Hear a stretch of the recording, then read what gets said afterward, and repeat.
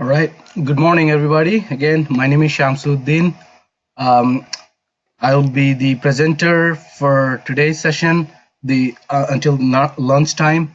After lunch, Greg Mia will take over, and he will uh, go continue on where he left up with the new materials. So you'll be learning new items from the list today. Um, again, my name is Shamsuddin. I've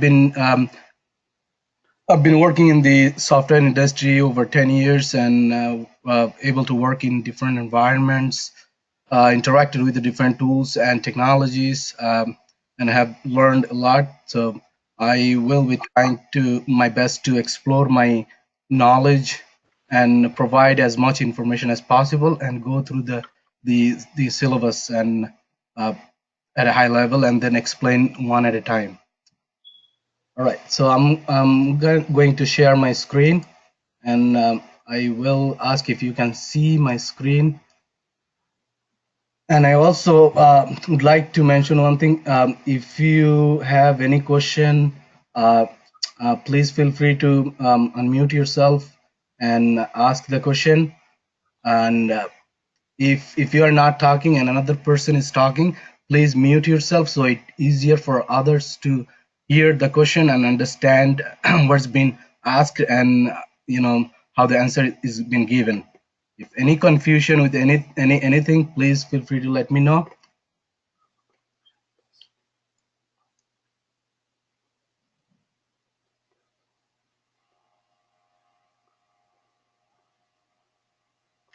All right, can everyone see my screen? Just you can type it on the chat or just unmute and one at a time. Yes, we We said it. Okay, I We hear. see it. All right, so um, I have a very high level agenda for the day, and I will be covering a lot of materials and go over a few things that's been covered yesterday. So today's first thing first, I would like to actually go over based on few questions I have received from several people, and I also noticed that many times navigating to the resource and class assignments becomes a little difficult for some people, and maybe because of the uh, emails traffic been receiving, and there is a higher chance you might lose the email, or it might be go in the uh, in your spam folder or somewhere else. So I'm going to explain it to you. The first thing that how to do the assignment that's been given. So far, we provided only one assignment, and there is nothing at this moment. But going forward, there will be a lot more coming, and you will I will explain it to you where to find. Then I will explain where you can find the course resources, and let me highlight this. And then the videos, where can you find? So I received a few calls from a couple of folks actually trying to log into the cyberbullion classroom and not able to get the video. Uh, so that will be explained, and I also put some information here. You can take a note of it. And the group session, there are some questions for group sessions. We actually did some group session for the installation, and I will be explaining briefly why the software automation testing, and then tell a little bit about the UFT itself, a little bit more, give in-depth background, and the recap of the last session that includes the tool setup, setting, record and playback, and I will take some questions at that moment. Then I also want to cover a manual test because in the first two sessions we have covered a lot of manual testing in a theoretical very high level, and because we are doing automation, and I will show you how to convert manual testing and why it is important. And then I will also show you the folder structure when we create a automation test. Then I will go cover actions we seen creating an actions, And there are types of actions. I'll be explaining those as well. And that would be today's. Before the lunch, I will try to cover all um, this. And then after the lunch, Greg will cover the object repository, because this is very important to know. There are a lot of information about object repository and how to identify objects and workflow, ordinal identifier, and so on and so forth. And for those who cannot reach us, uh, or did not understand something that was repeatedly uh, answered, you can actually either email us or call one of our team members at this number. And my name is Shamsuddin, and my number is 703-332-9427. And then we have MD Alam. His number is 718-825-6546. Mizanur Rahman, 703-473-2719. And then Mushed Ahmed, 571-471-4050. He won't be available until March 31st. So, at this moment, if you have question, you can reach any of us, or email it to inquiry@cyberbullion.com. And yes, I will be sharing this document with all students, and it will be in the shared folder. So that's a pretty much high level uh, agenda for the day. So the first thing is a homework assignment and where to find it.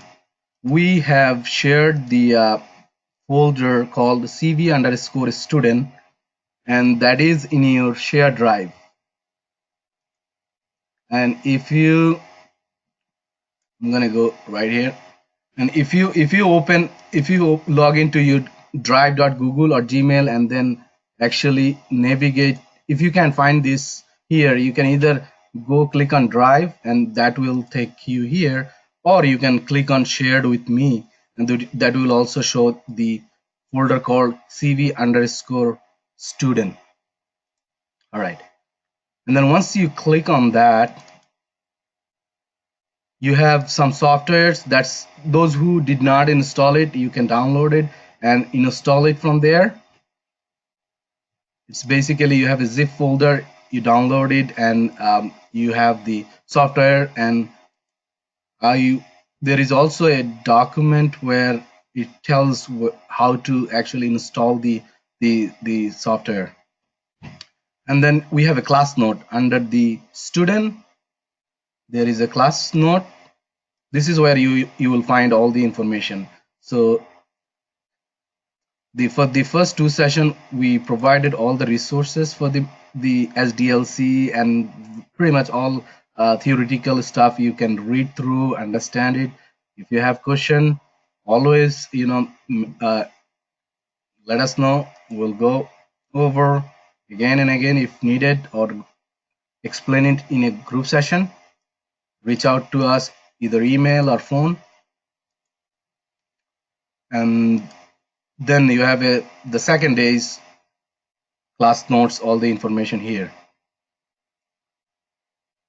Going back to the class note, and I have a folder called UFT automation. So this is for the next 5 session will be based on how much we cover. If we need to, we'll do a group sessions, and make sure you cover all the course materials that was given. You will be seeing UFT automation here, and then once you go there, the scripts, every time we create any script or develop any automation framework, will be given in this folder, UFT scripts. And like example, test one is already stored in the shared drive. You can download it, unzip it, and open it on your test, and you should be able to see the test that was presented yesterday. And more tests will be adding here. You'll be able to see all of them. All right, I'm going back to automation, and then there is a document called important links. So the course materials there, you can learn a lot. Sam, Sam, Hello? Sam. Sorry. I think you were talking too close to your microphone, and then I'm hearing a hissing sound. Can you put it away from your mouth a little bit so we can hear you better? That might help. I don't know. Just Sure, a suggestion. All sure. right. Thank you. Document. It tells the there are a few links, and we will continue to add more information as we go along. And the first thing is a step-by-step installation process. If you open this, it will take you, and it has a link to it, and you will be able to see a document that tells you how to install the UFT. And if you want to learn more about UFT, here is the link, and there is a reference model for the tools we use, which is a HP UFT. So everything you want to know about the tools itself, more in depth, like some of the stuff we will cover in the future. But if you want to know in advance about like anything that's you know in the tool, this is a IDE, integrated development environment. You can learn from this document, and I will show you a shortcut to this document, how to get there. That's the instruction, and more information will be provided on this folder. So make sure you are visiting this frequently, and if you need to get any course resources or anything, that will be provided here. So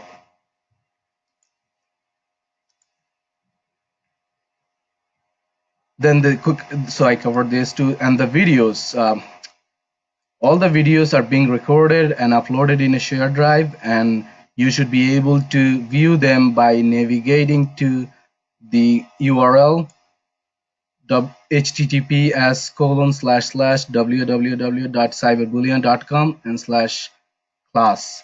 Once you get there, it will ask you, if it asks you for the username and password, use class.recording at cyberbullion and .com, and the password would be lowercase temp, nothing else, no space, no uppercase, no special character, just uh, temp.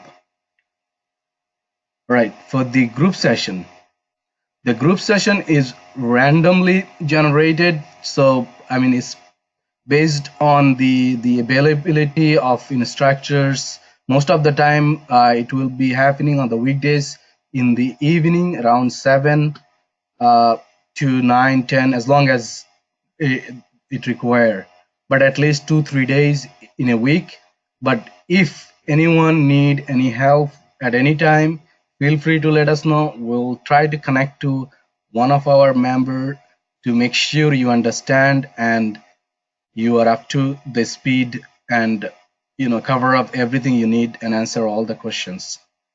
So this link will be provided for the group session, and always email us for the question, or if you want to do a group session. And the reason for the group session is for anything is not anything you did not understand in the classroom, or you have difficulties with the tools or the scripting, or anything that any questions that will be discussed in this session. The main goal for the group session is to make you do the most of the part of work, and do the coding, and do the practicing, and show others what you understood, and how, based on your understanding, you explain it to other, that okay, this is how I did it, and I want you to follow what I'm doing. So basically what I'm doing, you will be doing the same thing. That's the only way we can enhance our knowledge, because if you don't share your ideas, you won't know what you have learned. So that's the best practice.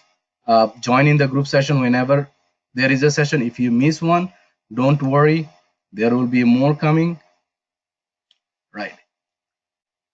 The second thing, so why actually software testing, and why we are doing the automation? So we already know that the the modern technology, there are many softwares has been developed over and over, and in this era we are seeing the old technology is transforming to modern technology. So most of the company are moving from the current technology to cloud.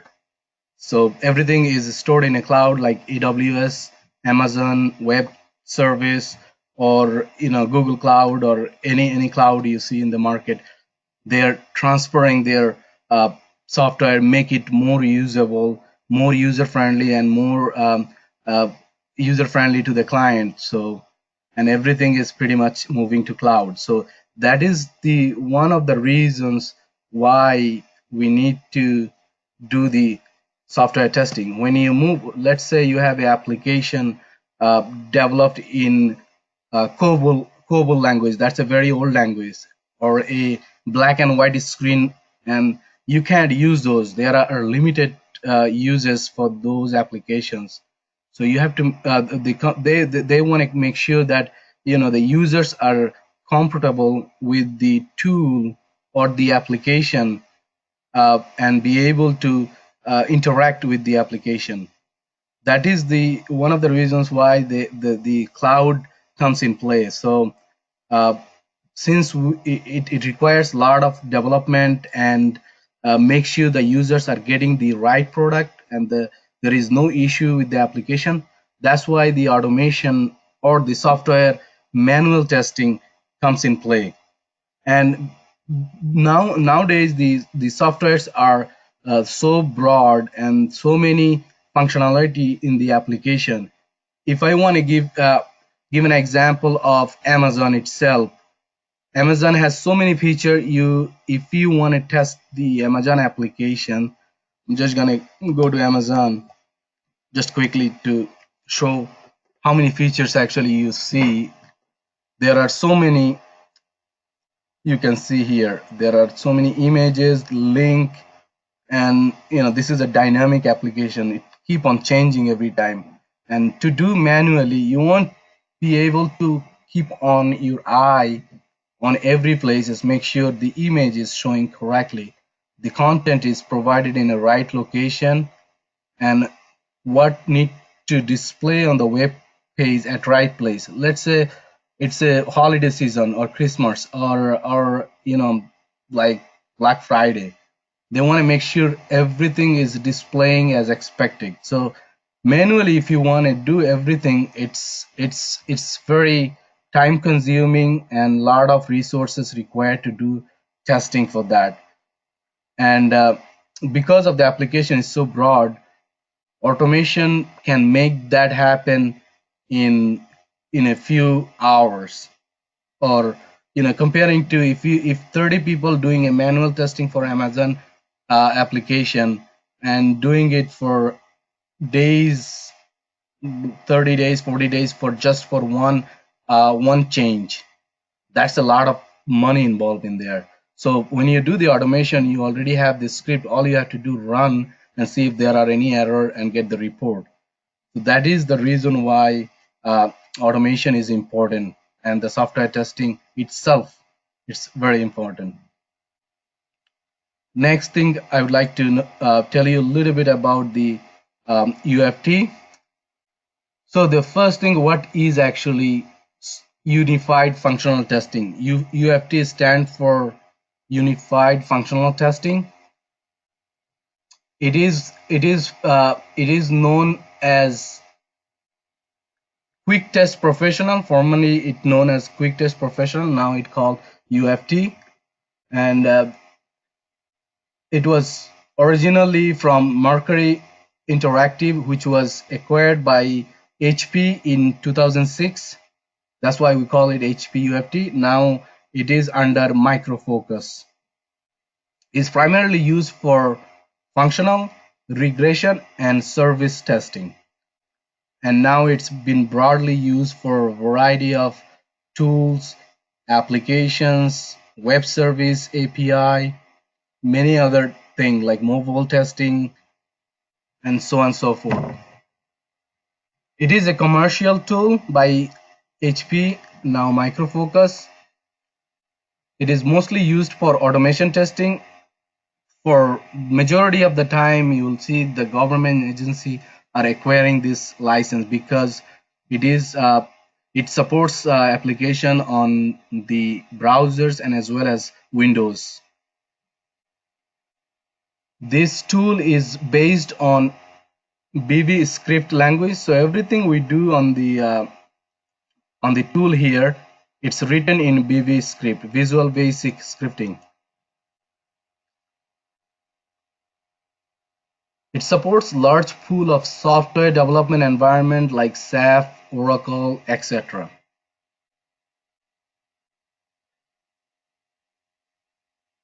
It also supports the mobile testing, as I mentioned earlier. We can test on a multiple browsers.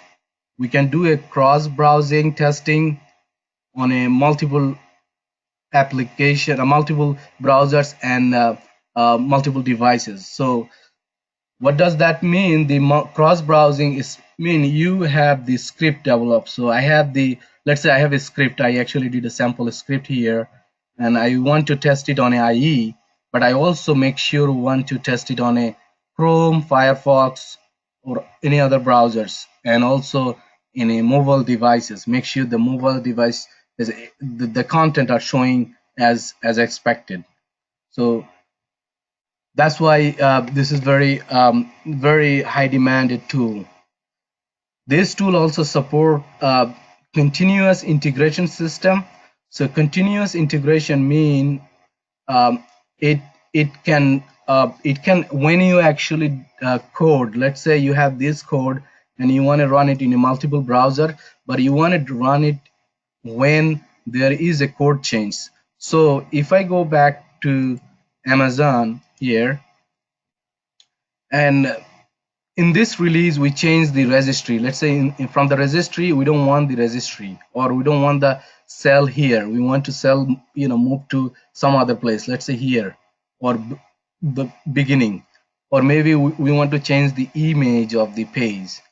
So, and at the same time we want to automatically run the automation test. So when we have a test this written using continuous integration tool like Jenkins, Bamboo, or Hudson, those will be taught in a future class. In Selenium class, you will be learning about continuous integration. So no worry about the what are those. So as soon as the code deploy and the change made to the UI, the test automatically gets executed. You don't have to manually test it. The tool setup that's been done, it will automatically kick off the test and the execution is complete. So you have the built already developed code is already moved to the environment, test environment, and test is automatically done and the report is generated. So this can be done overnight when no one working. So basically, you doing the coding part, test is done over the night. No manual testing is involved here. But the question is, then we are losing the manual test, right? No, there is always need for manual tester because human eyes are always there. I mean, you can't test everything with automation. There are few things, I mean, a lot of items actually out there that cannot be tested by automation tool. For example, if you want to test something on your device that you want to install, so you want to make sure it installed correctly, that cannot be done automatically. So that has to be done manually. And also the manual regression also required because when you test automatically, you want to let other people just to go over the application to see if there are high level or critical error on the system. And then it also support the PDF checkpoints. Yes, there is a question actually. Someone asked, is the UFT former version? Yes, UFT is the newer version of QTP. QTP is stand for Quick Test Professional. Now it is known as Unified Functional Testing. So the benefits, there are several benefits for this tool. It enables testers to carry it out automatically to increase the speed and the cost. It can save a lot of money for long term, and it also reduce the cost and increase the return of investment. So the companies are saving a lot of money. They will pay the test engineers, whoever does the coding, like you will be actually doing the coding using this tool or any other tools that you will be learning in the future class.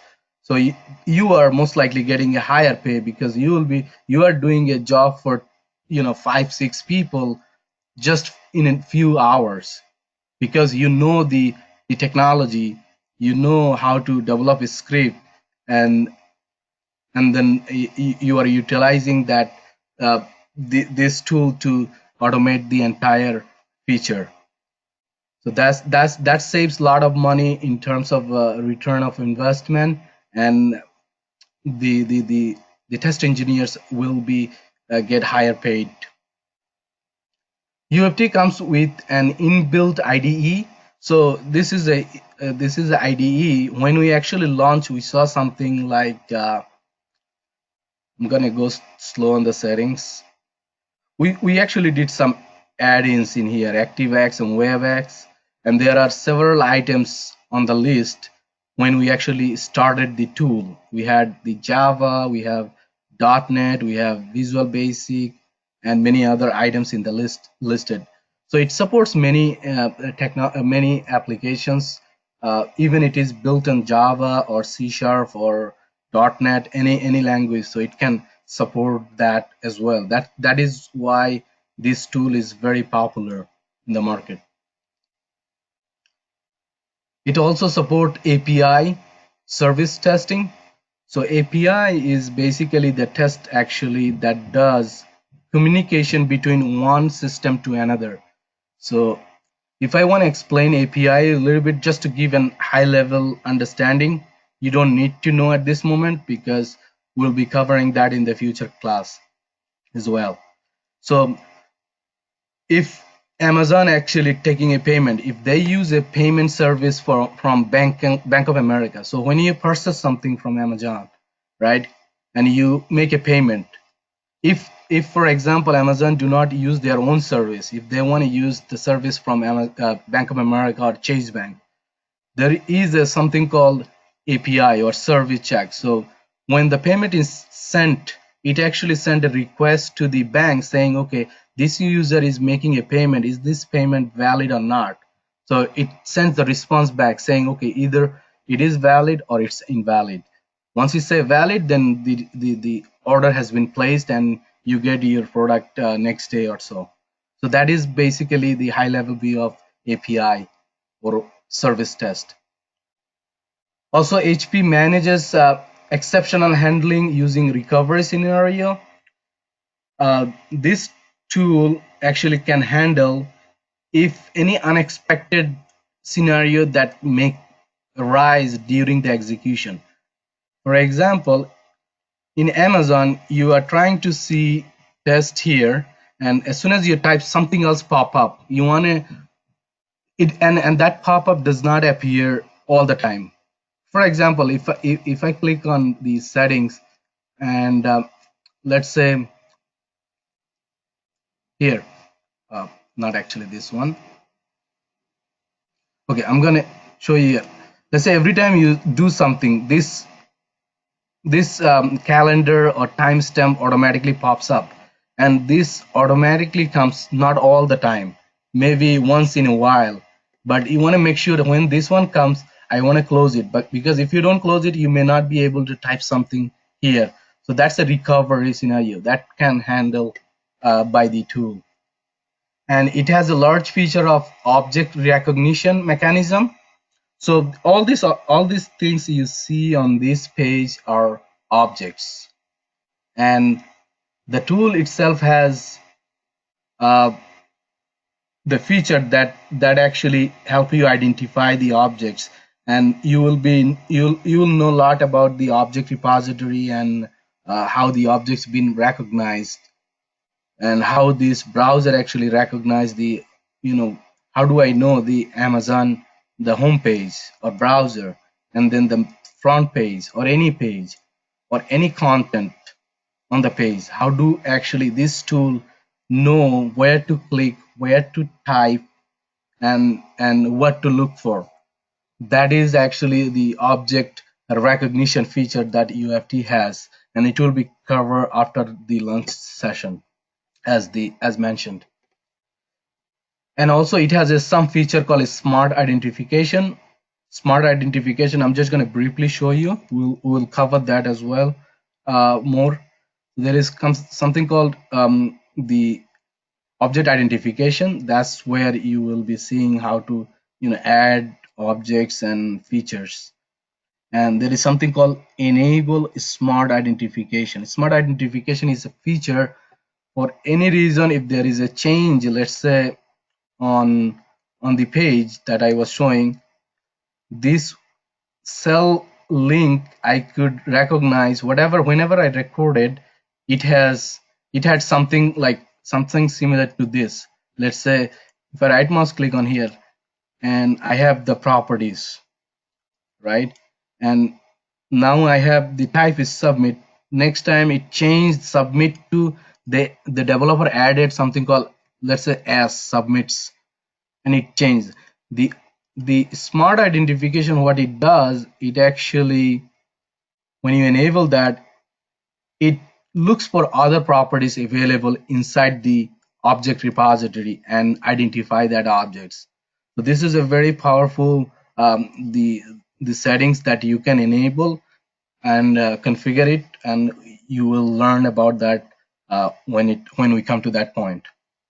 Hey, didn't quite understand the example about the thing that she showed us, object identification. Can you explain that again, please? Okay, so I was explaining the object identification is like when you have, we have a object repository here. These things will be covered. You will get it in the afternoon session, afternoon after the break session, because it will be covered in a high level. So we have the, every time we click on something, there are some properties actually added into the object repository that actually tells how to identify a specific object on the web page. So I was explaining, if you want to look for cell link, if something changed after the new deployment, how do you recognize the when you have the smart identification? It also, when you check the smart identification here, as I was showing, object identification, click on that, and then it has something called enable smart identification. When this feature is enabled, actually you will see when I click on some like other okay, I have to go to the web and just show you. So let's say this is the link example, and if I have that enabled, that's the time you will see something called in a smart identification being true. Don't worry about this. You will learn about this. This is a very large feature you need to understand, but that will be covered. Just giving, this is an additional feature that can be implemented in order for to identify any objects on the browser. Does it answer your question, Umit? Yeah, a little bit. You'll I get to think, it. yeah. I don't want to go in detail on this, because otherwise you're gonna get lost on this. So when the object repository session comes, you will have better understanding on this. Just Got it. on side right now. All right. Thanks. Someone asked, does the UFT supports .NET or Java language? Yes, it does. There are different features, as I shown before. When you launch the UFT, it actually asks you to do the add-ins at the beginning of the page, like ActiveX, WebEx, and there are many other. You can actually do it. If anything is not there, there is the option to update, add those, associated add-ins into these settings. but that's something you will know in the future class as well, because we'll be covering one with the Windows application to use for the Java. And also the UFT actually is smart to handle feature in mobile testing. So if you have an iPhone or Android and you want to test this Amazon application, make sure it is working on the Android or Apple. That is also can be done with the this app, this tool. And it also the one thing is this UFT automation or BV scripting is easy to learn. Anyone can learn if they can put their time and effort and practice. It's pretty easy. Maybe for many of you it's kind of difficult at this moment, but this is a basic we just covered. It's just the record and playback, so that doesn't give a lot of high level. Once you understand the record and playback and how the objects actually interact, it will be much easier for you to know how we are actually understanding, and you can easily make it simpler and write your own code. Actually, you can actually write anything after you learn how to do that. Can you just explain a little bit more record and playback? I will come to that when I'll actually recap what has been covered. So I'll come back to that. Thank you.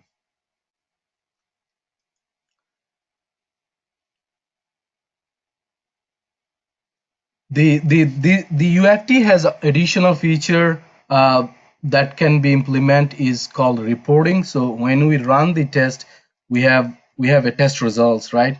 It is done in HTML format. You can export it. You can if when you run the test, it just tells you where you want to have the results. So you can actually open it in a browser and you will see the results in very uh, larger format. So if I want to open these results in a browser,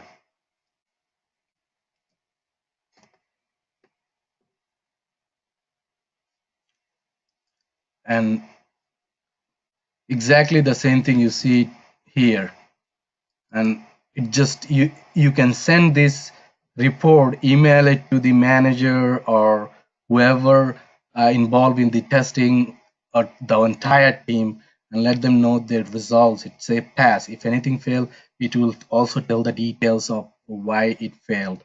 So this is something that the feature is available in this tool.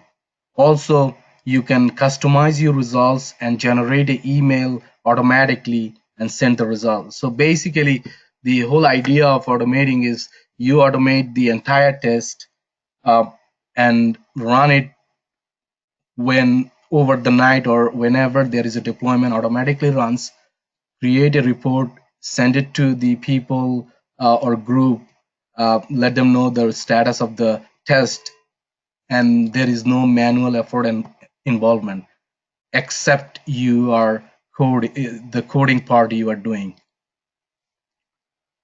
There are some limitation with this tool. uh, the main limitation is this is very expensive tool. It has higher cost.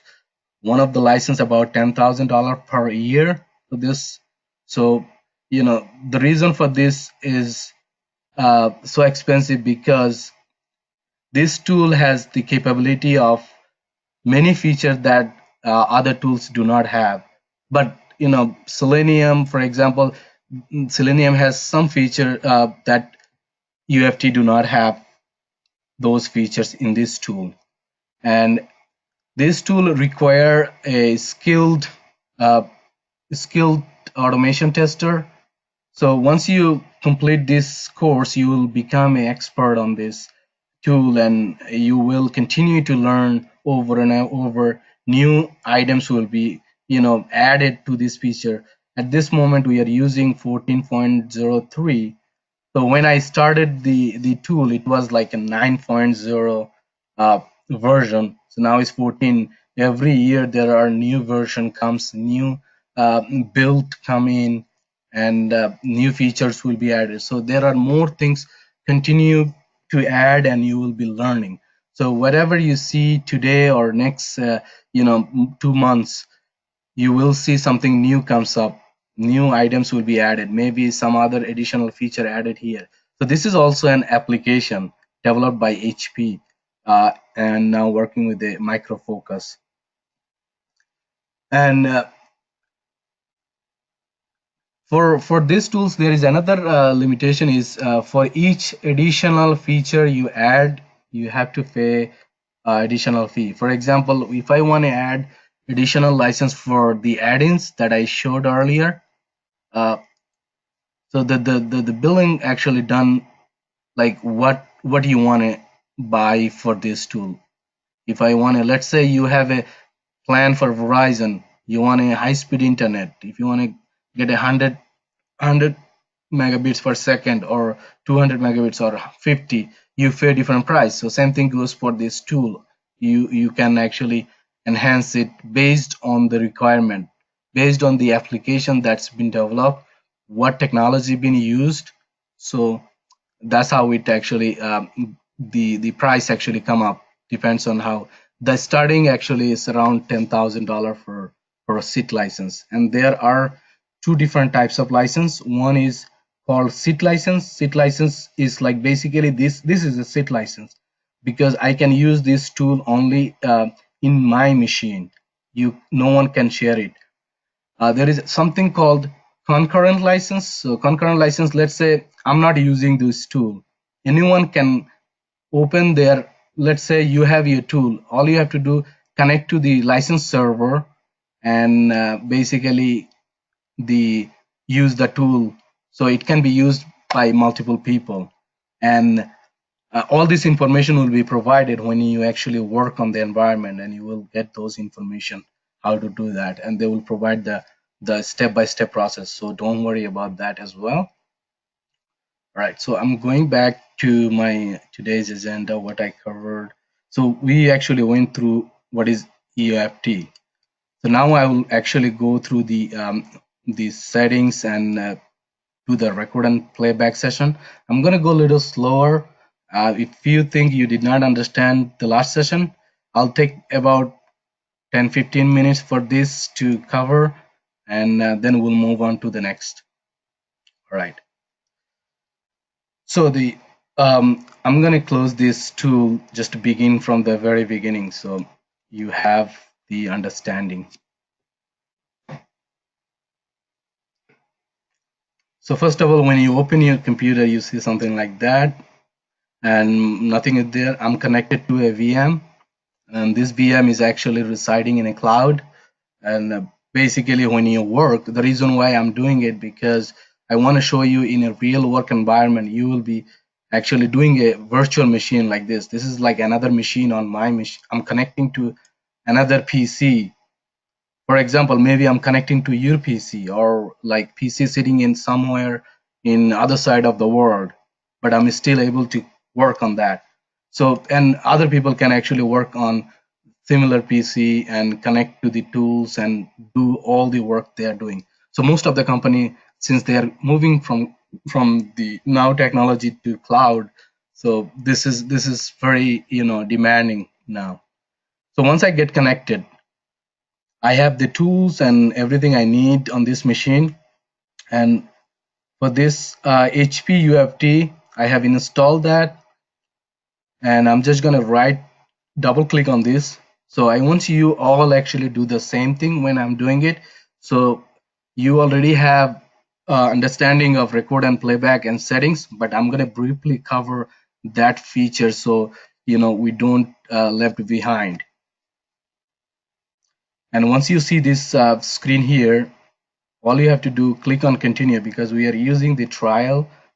As I mentioned, the license cost is very expensive. So but the manufacturer actually wanted people to learn the tool and explore it, break it, however you want to use it. You can always reset to the default, and if this license expire, we can do another installation in a different way. So that can be done. Just click on continue.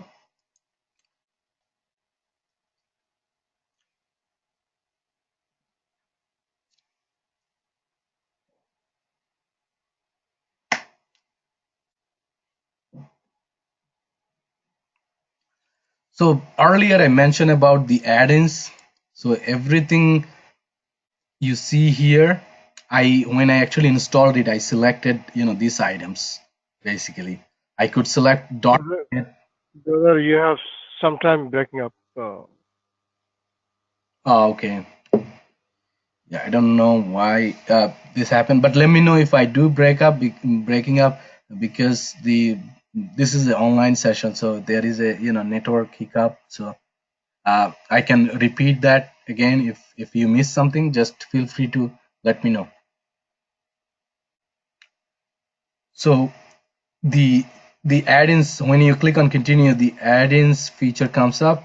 We are select. Brother Shamsuddin, before you Yes. move on, like in order to make it easy for you to cover each and one of these add-ins, Yeah. so what's the purpose or what necessitates the use of each of one of these add-ins on our real life application? Okay, that's a very good question. Yeah. The ActiveX actually cover if you have a browser that actually has some ActiveX feature, like a pop-up or something that you see, this is the tool to use to control those pop-up. And if you don't have this check on, you will see something called win tree, or the object is not identifying, or it's not recording anything. You might encounter those issues. So that's the reason why we always check ActiveX when using the web. The web feature is for any web application. So anytime you test anything with a web application, you must select ActiveX and web. And then there is a next feature called Java. Any application is been developed in a Java. For example, if I just want to test, uh, if I had a QuickBooks here, or if I'm gonna go to my next screen to show. So you can see this Go to Meeting. This is a Windows app. I installed it. I'm not in a browser.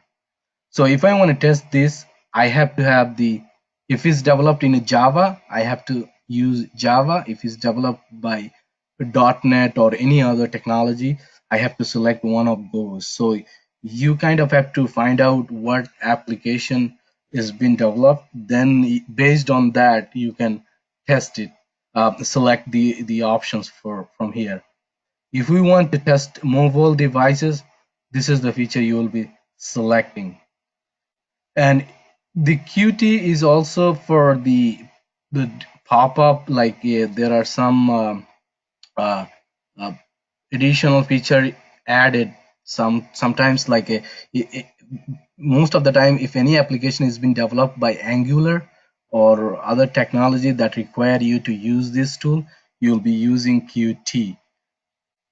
And UI is basically user interface. You can select that as well for web value recording, but this is for different purpose. And Visual Basic also can be used. Any application being developed with a Visual Basic, you'll be using that feature. But all this about all these add-ins, you can learn from you can learn more details on uh, Brother, you're breaking often. Often you are breaking up. breaking up. Like every other word you've been breaking up. Okay. Assalamu alaikum. Yeah, this is an online session, and check your connection, brother. If you using the Wi-Fi, maybe you need to connect directly to the internet instead of using the Wi-Fi. This may be clear for you. We can hear him. Okay. Try to reserve some bandwidth for connection, especially phone and online.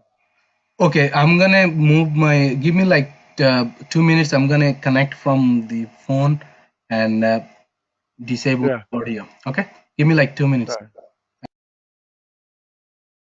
I'll be clicking on File and then New.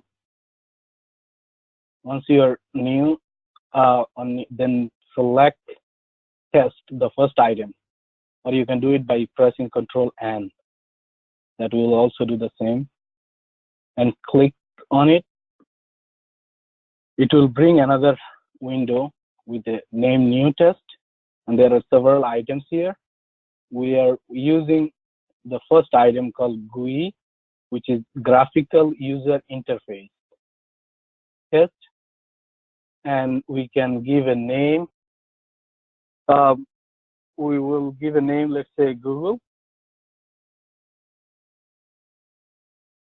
test, and I'm storing the test in my C drive called training.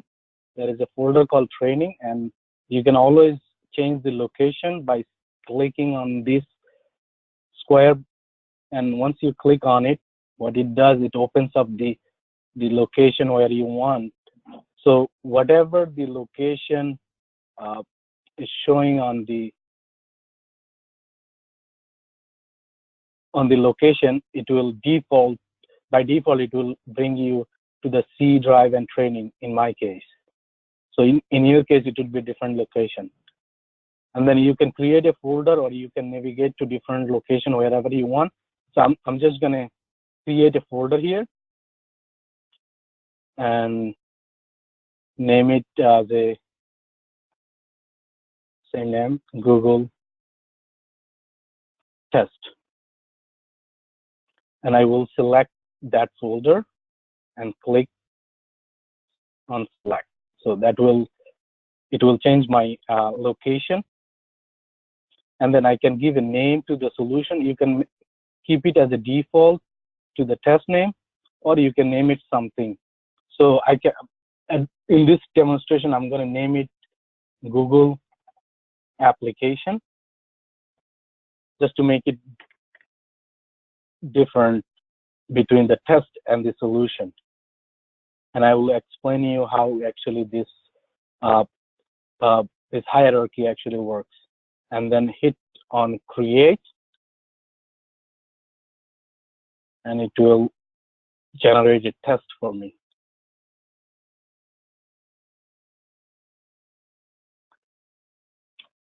And on the left side, in the Solution Explorer, I would like everyone to expand this feature so you will see what actually a hierarchy are.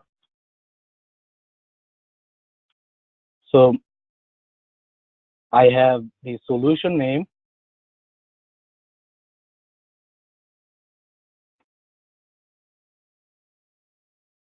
solution is Google application, which I name it. And then under the solution, I have the test that I will be testing. So my test name is Google test.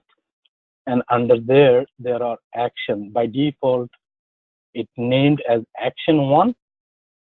You can actually rename it, or you can leave it as it is. So action.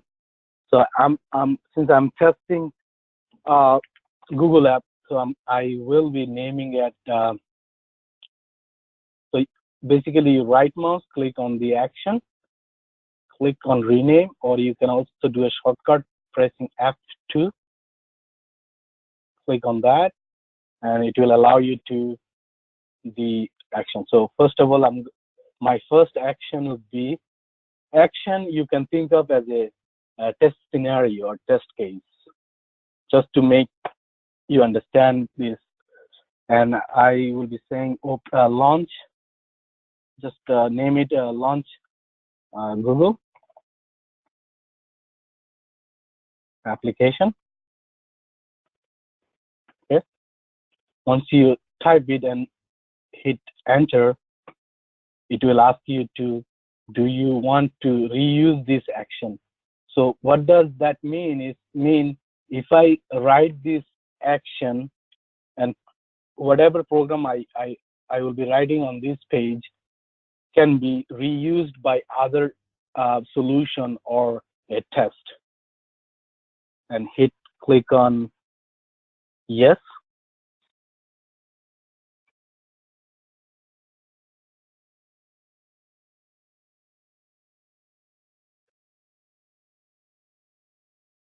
and you can move your mouse here. So I have a launch Google app. So we already set up our test. Click on save. You can save the particular test, or you can save everything by clicking on the second one, or you can do a shortcut Control Shift S, that will also save all, or you can just, if you want to just save this page, it will allow you to save it if you press on this save button here, or you can do Control S.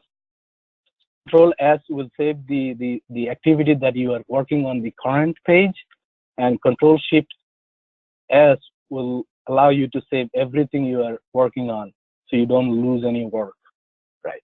So now I created my test. So my test name is Launch Google Application First Action. Sorry, my test is Google Test, and I'm doing, my solution is Google Application.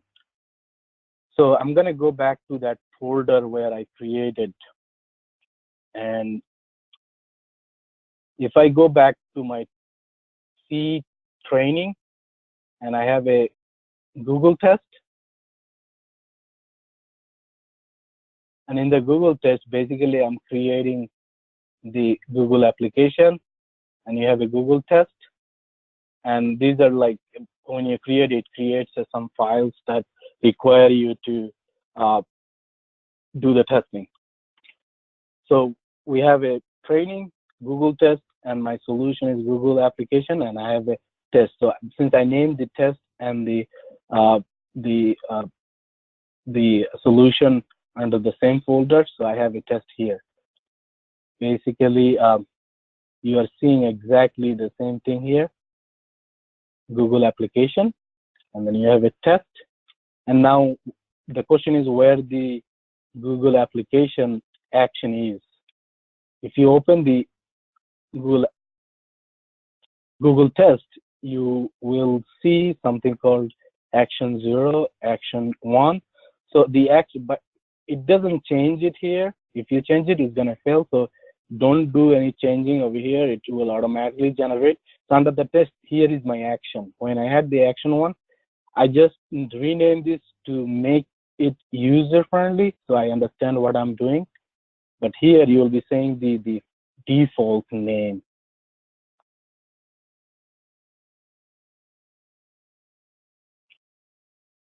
All right.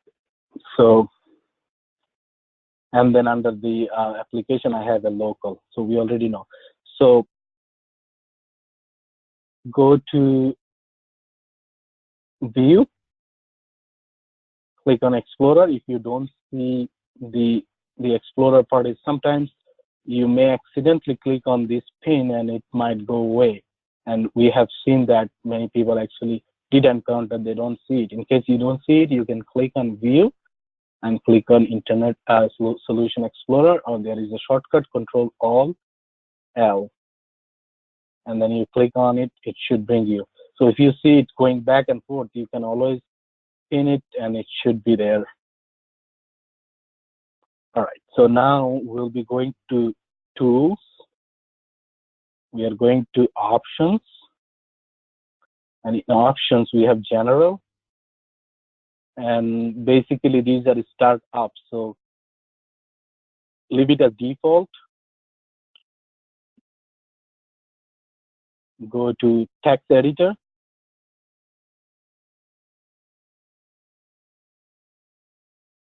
And click on font and color.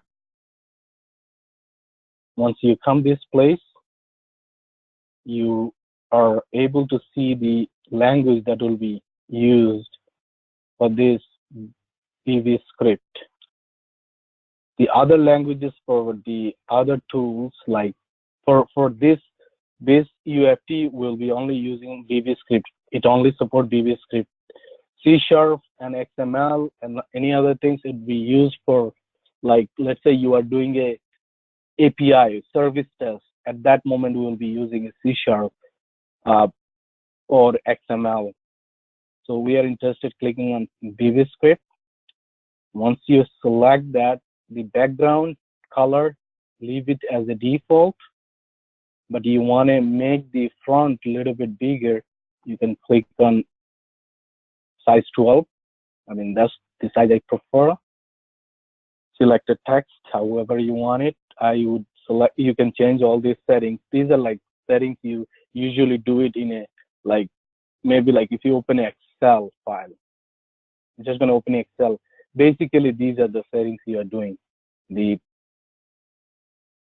changing the font and color and all, the whatever font you want to use. So basically the same thing, and many of you are already familiar with this. So this feature is basically the feature showing on the Excel or any Word document. And next we are interested to go to comment, and comments are like if you are writing a code and you want to tell the whoever reading the code, tell that what that code does, and it actually be like something like this. So you have a, in this case I have a comment in this color, so every time you do a comment, this line will not be executed, it will be ignored at this phase. So you can write anything you want just for note or for understanding. And then string, it has this color setup, so I'm not changing anything, but you can change it as you like. But for the comment, I would like to change it to red, because you might be interested to see what has been covered yesterday. Greg actually mentioned use red, but default it comes green. So you can click on this color thing, and you can choose any color you like, or you can put a number however you want to do it. So I'm just going to click red, and actually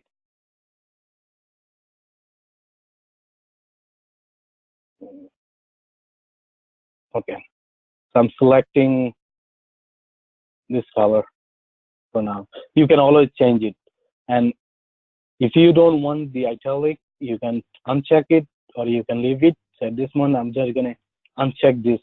If you check it, it's going to be italic. So you all probably know by now this.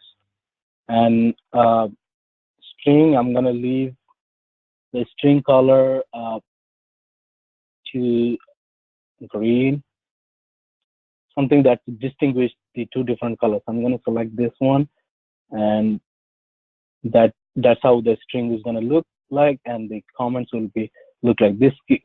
This actually gives you the overview and then preview of how it looks like on your code.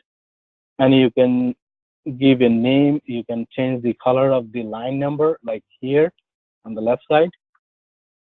Just going to highlight it, so right here, and you can change the line number from here, and just click OK. All right, now I have the settings done. I'll be give a let's say I can write something here.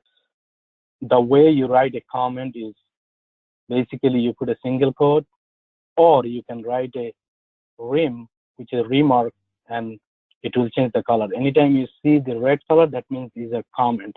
That's how we did the setup. So I'm just going to use the single quote, and I'm going to write the application. So name of the application is going to be Google application, and I'm just going to name the tester name.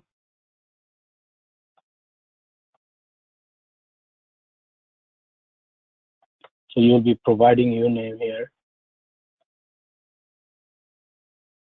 You can provide the date, anything that you'd like to provide here. Excuse me. Yes. Can you go back a little bit about long time ago, and I don't have mic. I sent for you so many messages, but I think you didn't read it. So when I click the location, it doesn't work with me. It gives me a red ball and it doesn't work with me. So can you go I'm back a sorry. little bit? Go back where? I mean, like the tools Almost like from the beginning. from the beginning. Yeah, when I open the new file Mm-hmm. and I go to test, I choose the GUI test. I put the Google. Okay. You put Google. Okay. When I come to You the should be. location, you see that slash. Mm-hmm. When I change that, it doesn't work for me. C slash. You This put what? feature. Okay. So what you can do, you line in the color. The color is red, and when I say create, is not working with me. Okay. Will you be able to share your screen? I can take a look just quickly. How I can share my screen? What's your name? Fatima. Fatima. Okay. All right. I'm giving you a presenter so you can share your screen just to see what's actually you're having. So anyone encountered the similar issue can actually possibly troubleshoot that, because that's some common issue some people actually encounter. So Fatima, share your screen. I gave you the presenter. Okay, I click share. Okay. Can you see my screen now?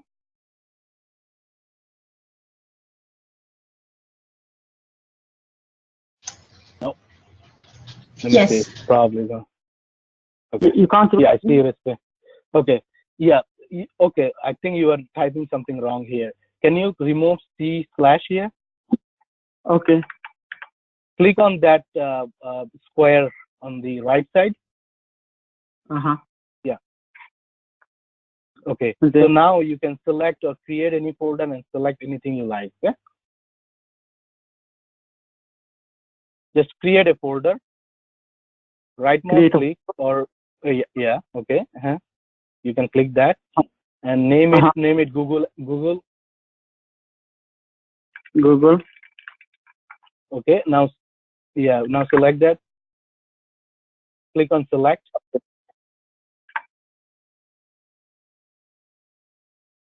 Okay. Okay, you can name the solution or leave it as it is and click on create. Okay. And that should resolve your issue. No. Okay. Don't click on OK. Let me see. The test by this name already exists. Okay. Click OK. Read the error message, because the error message actually tells you what to do. The name of the test. Can you click after the testing on the location? Where? Location. No, not the box. Close this box. Yeah. Location. Yeah. At the end of the line. Okay. Yeah. Name the test as a Google.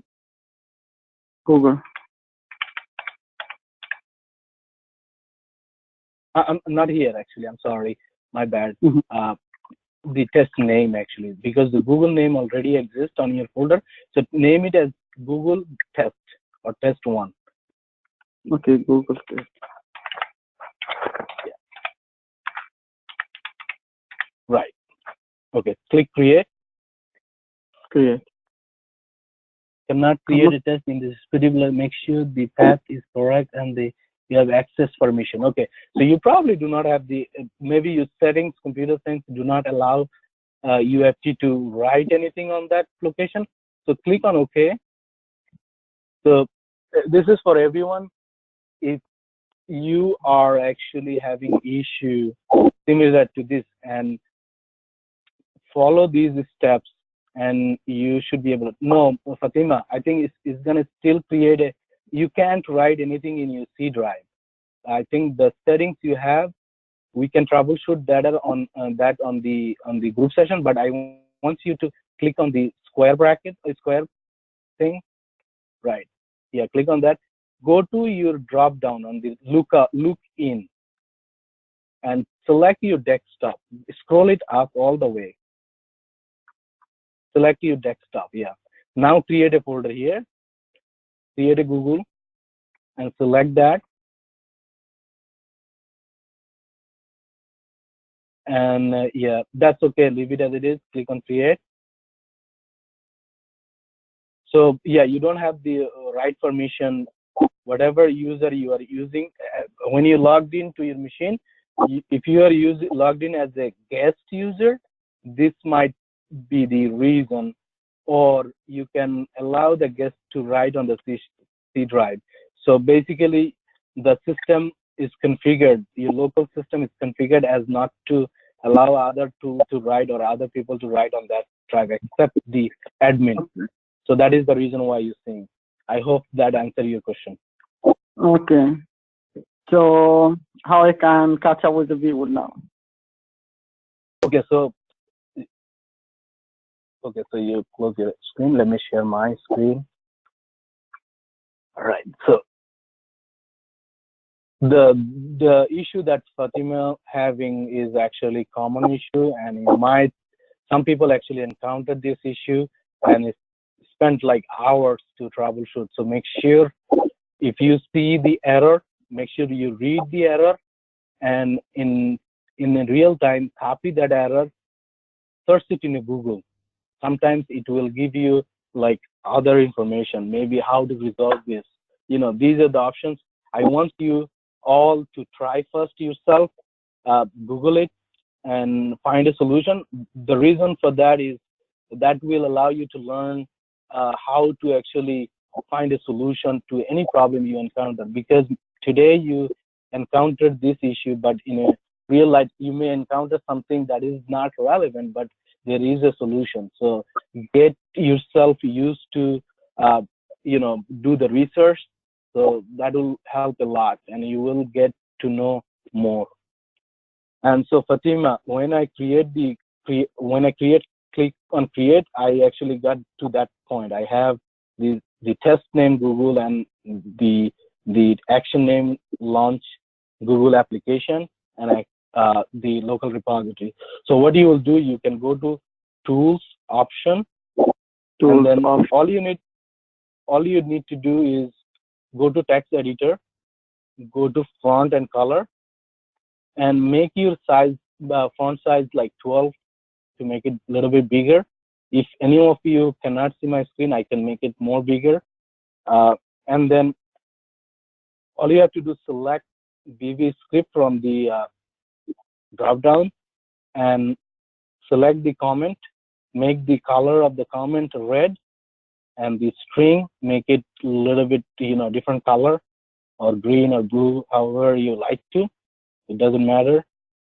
These are just to demonstration to read the font a little bit better, and then click on OK, and you should be fine. Okay.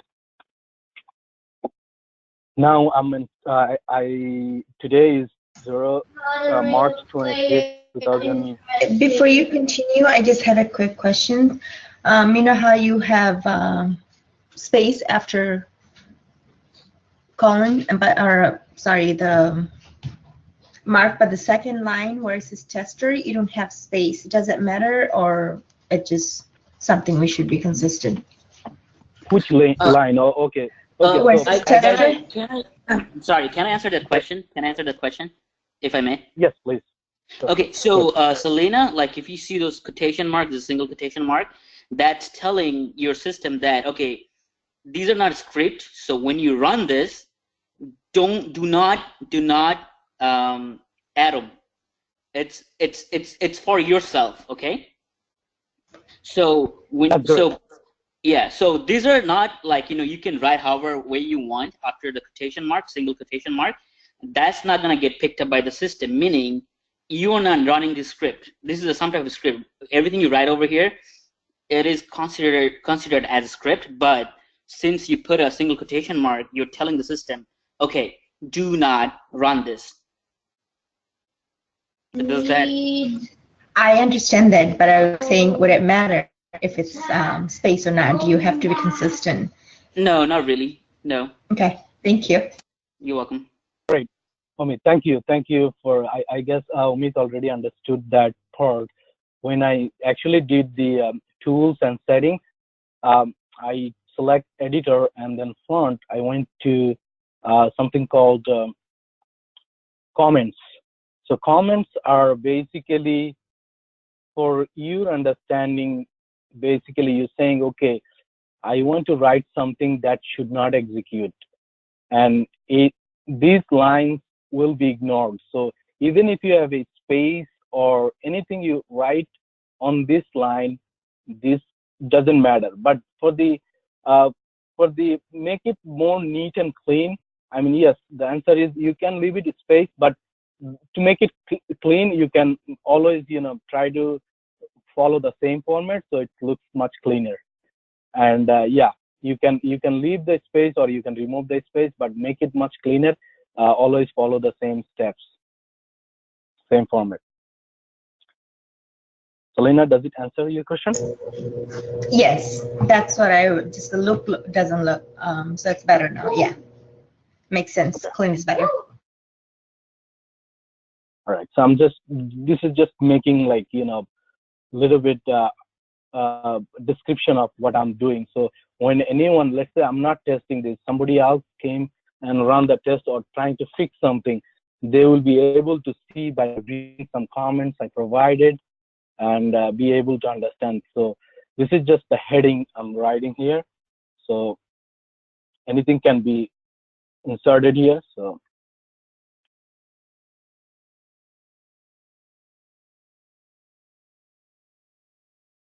all right, so I'm just clicking save. So now I have not done any scripting at this moment. I just created a heading and the application I'll be testing. So now we did something called click on record, or we did the record and settings.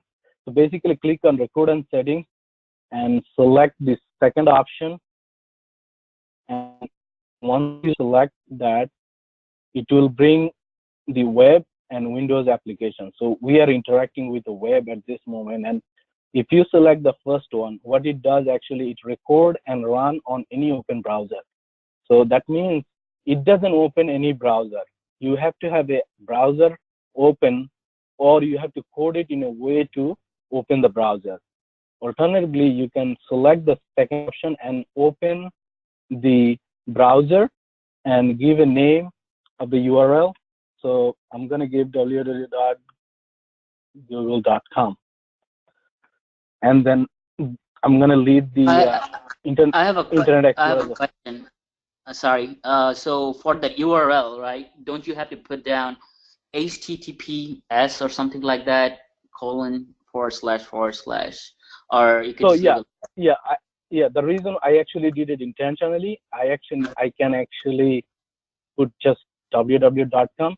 This is the same way when you open a browser. I'm opening a browser. So if I want to type just google.com, right? It automatically knows Google is using this HTTPS protocol. So it's already automatic. You can provide this info, but if you don't provide that, it will automatically know where to go. So I can either copy the whole URL and go back to where I actually started. I can just paste it here. And or you could also leave it like, you can also leave it like as google.com, nothing else, right? It would pick it up. Right. Right. So at this moment, I'm just going to copy what has been actually provided by Google. So, and then click on apply and click OK. Right. Now my record setting is already done. Now I will start recording. So my first action is launch Google application. And once I click on launch, it should launch the Google application. Okay. Which is already launching. What did you get it?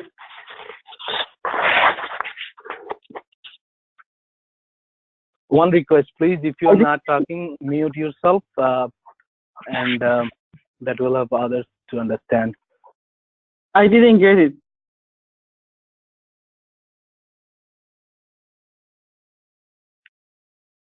From Okay, where so you you have launch? a Google. So just now it actually launched the Google because I already had a previous session open. So that's the reason why I have two right now. And if you did not get any of this that I showed, I recommend all you to go back and watch the video. We actually covered this feature, so you can repeatedly watch the same thing as many times as you want, because these are very basic stuff. And if we continue to stay on this page, we will never going to finish our recording part. I mean, it's going to take us. So I recommend you all go and review those video, and these things will come over and over. And please practice. I mean, do the same thing when I'm doing it, so you will know what to do. Okay. I did. It's I'm kind of step by step with you, but this one it doesn't come with me. So I would like to know what did you click to get this? sorry. Can you repeat that question? I did not get it. There is some sound background. Maybe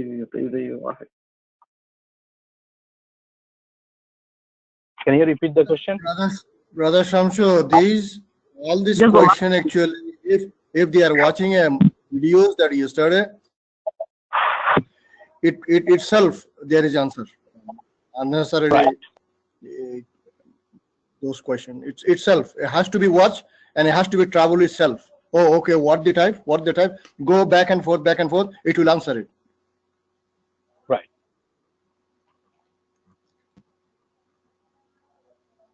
And please, I'm giving a everyone, few minutes. concentrate the class, what it's typing, what is doing, and if in case not understanding the hard part, immediately asking. After a couple minutes, going back to and again going back, it's just wasting time.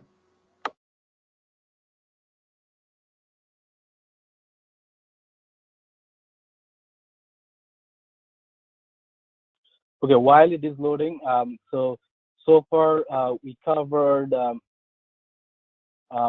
the tool settings. We are doing a record and playback, and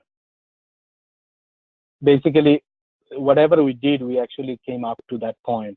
And I will be doing some more steps, so that will cover a lot of other questions that you may have. So I'm just going to close all the browsers and just follow what I'm doing. You should be fine. Yeah. So Yes, one option. Hello. So yesterday session we did the first part. I just showed you how you can launch it by using this second option. So first option, if you select, you have to have a browser open. So I'm setting as the first one and apply. I'm setting back to where it is. So because I have the action name is launch Google application, so I will be writing some code, and this is a very basic code to launch any browser. So the code is system. I want all of you select the first option. The first option. Do not select anything else. Just first option and click apply and OK. If the apply button is disabled, leave it as it is. Click OK, and then type system util dot run, then double quote iExplore .exe.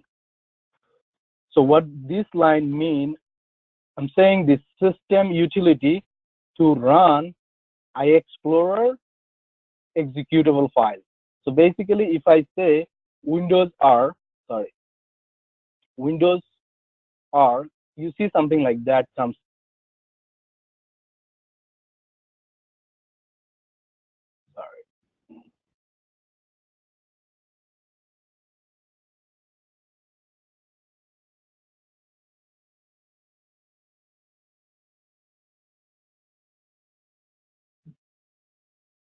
I click open run here, if I basically you're saying to open iExplorer executable file.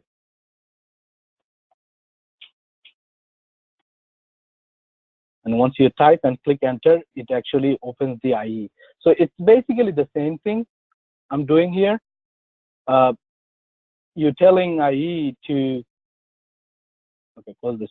You're telling IE system to launch the IE by running this command. So system-util.run and double quote iExplorer, make sure you spell it correct, and then close the code. I'm putting this line in the chat window, so if you correct it. Sam, Yes. EXPLORER. There should be an R after Explorer. I put it on the chat window, so you all can copy that line and paste it on your page. And once you have that, if you click on run. No, I'm saying like you had this spelled wrong. Explorer. No, explore. Oh, only explore? Sorry. Yes. My bad.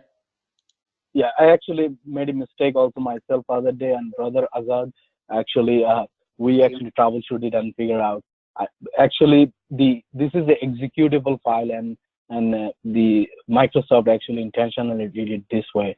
And so if you click on your IE, right mouse click, and if you want to see more details, you can actually okay, more, and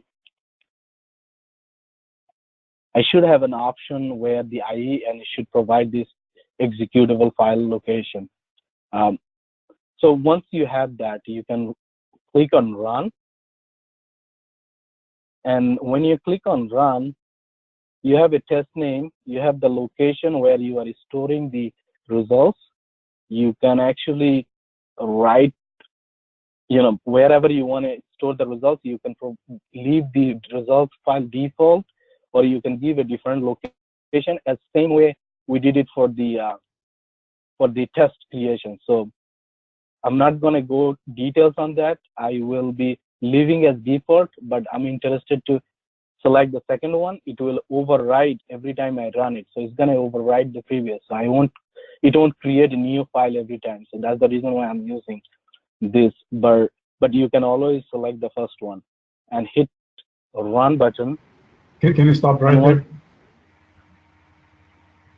Yeah, when I hit the first record, it gave me the script with browser Google on top of the comment, inside the comment line. I have to delete that and then just run it from Explorer, the one you just. No, all these items should be commented. So what you can do, if anything here is not commented, you can highlight it.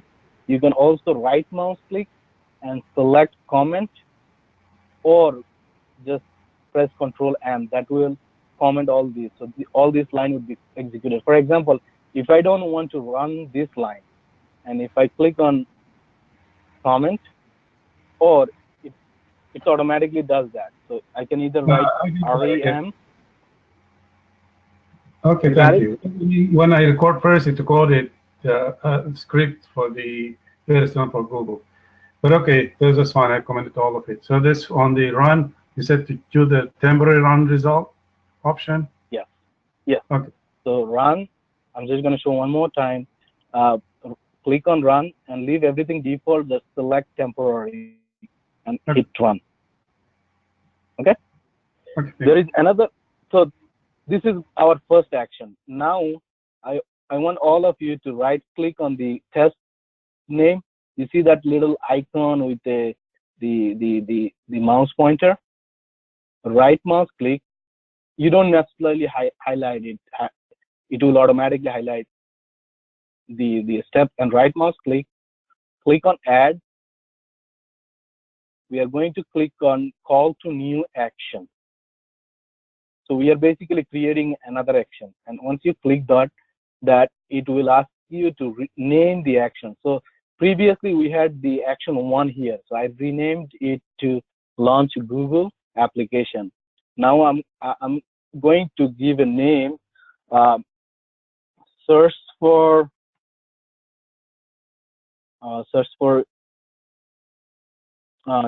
UFT,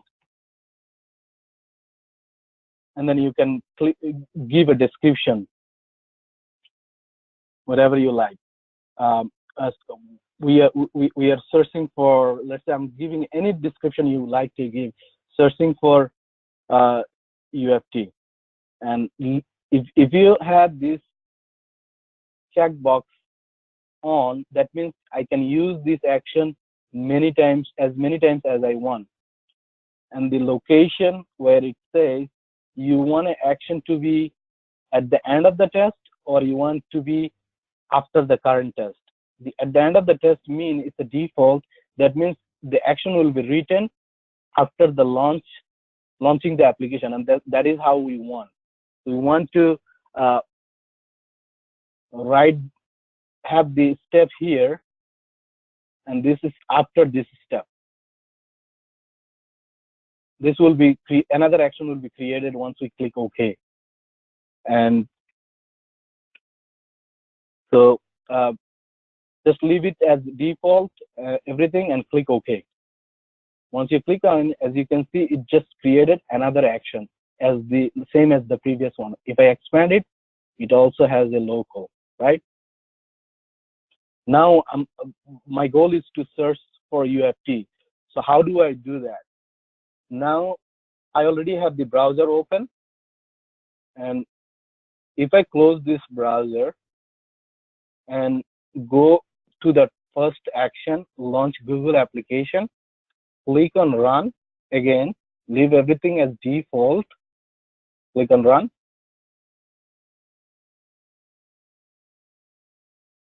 I'm just opening the browser, but my goal is to go to launch the Google application. So the question is, where is the Google? So we need to write another line, launch Google application. I think I spell it incorrect here. Okay, just change the name. Or you can, I can rename it here. Instead of launch, just say open and click OK. So it actually rename it to Open Google Application. Shamsuddin, a brief question on object repository. What are the default features in here? I see, like, we can, whenever you add something, it keeps adding up on the object repository. In the object repository, leave it as a local, because it is already default. Every time you record or add anything, it will automatically add it. So you don't necessarily change at this moment, because the object repository feature will be covered after the launch. So you will get to know a lot more. I don't want to go there and confuse you with the object repository. Sure. I did some brief yesterday, but just to give an understanding, but you will know more about this, because this is very high level feature that you need to understand in the afternoon after the launch session. Yeah. All right. So I'm opening the browser, which is IE, but my goal is to open Google application. In order to open a Google application, I must have to navigate to. So I'm commenting here saying open Internet Explorer. This is just a common purpose. Yes. So when I'm running the application right now, there's 2 Internet Explorer that's opening, probably because set the record settings to like open it automatically.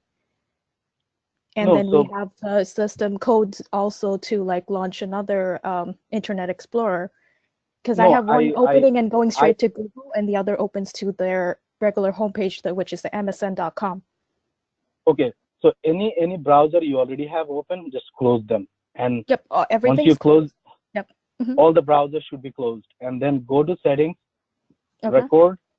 record, and when you come to this point, just select the first one, and if this is green, click on apply. If it's not green, grayed out, leave it as it is and click OK. Okay. So first item, my action name is Google application. The first item I will be doing is opening an Internet Explorer. So this line number 10 does the opening the Internet Explorer. Next part I want to do is open and the Explorer, then go to the google.com. So the way I do it is basically you are actually writing the same code, and systemutil.run, I mean systemutil dot again run, and then basically you provide the same information here, and you open the browser, then put a comma here, and then double quote, close quote, and all you have to do is copy or write www.google.com, right? So I no longer this line, because I actually opening the IE Explorer and navigating to the Google application. All right. Or I can just comment out actually. Okay. Just commenting out. Okay. All right. So I can say now I don't have any browser open, so I'm just going to copy this line. I have a question. What about the one that you have? It says navigate to www.google.com, and then you have a comment on the both sides from the left to the right. Okay, anything you see red, these are comments. I'm not using it. The reason why first line I explained is just to how you can actually launch IE Explorer, Internet Explorer. The second line is the extension. I added this extra feature, the URL. So what I'm doing by setting a comma, I'm telling after you launch the browser, I want you to navigate to google.com. So basically this entire line tells me open Internet Explorer. So this is how it should be written. And open Internet Explorer and navigate to google.com. So I basically can remove this now. So my entire action, open Google application, has been done. So I'm just saving, and I am going to click on run.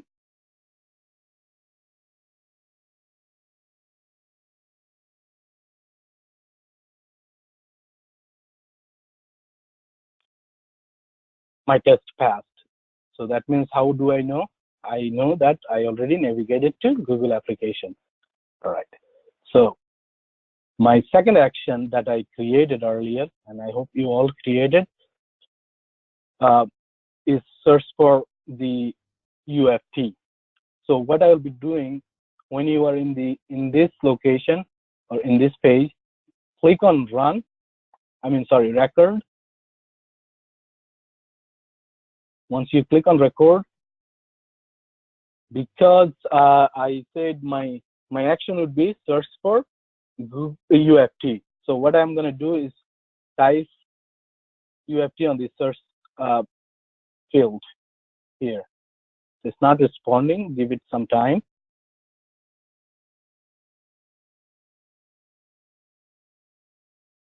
In the meantime, I'm just going to go back.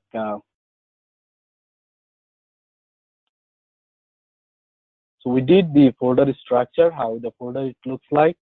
We are doing the action, and I will explain you what are the types of action we have. And we're going to do a simple manual test to automate. Okay. I have a question. Sam, I have a question. Instead of writing in a Google search box saying search UFT, can you script it under, like, we created another, what's it called? I don't know what, search for UFT, right? Instead of writing in Google, can you command that? Can you write a script telling Google to search UFT, or you have to search it in a Google search box? You have I to don't know. search it. You have to. This part is basically as if you are doing it manually. So when I'm recording, I'm actually doing it the whole thing in a manual way, and then recording, and then once I run it, it's the automation is actually doing it. Oh, so meaning, okay, so meaning when you did the Open Google application, when you did the Open Google application, that was completely automated, right? It was completely automated. Now we're doing search for UFT. We're doing it in a combination of manual and automation. Like is that it? Like, did I get that right?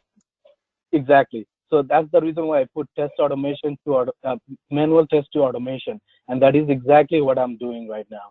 Got it. So Tracking. I already have the recording for the Google test, and then as you can see, the action is search for UFT. This is where I'm working. So if I select something else, like the first one, it will record to the first action that I created.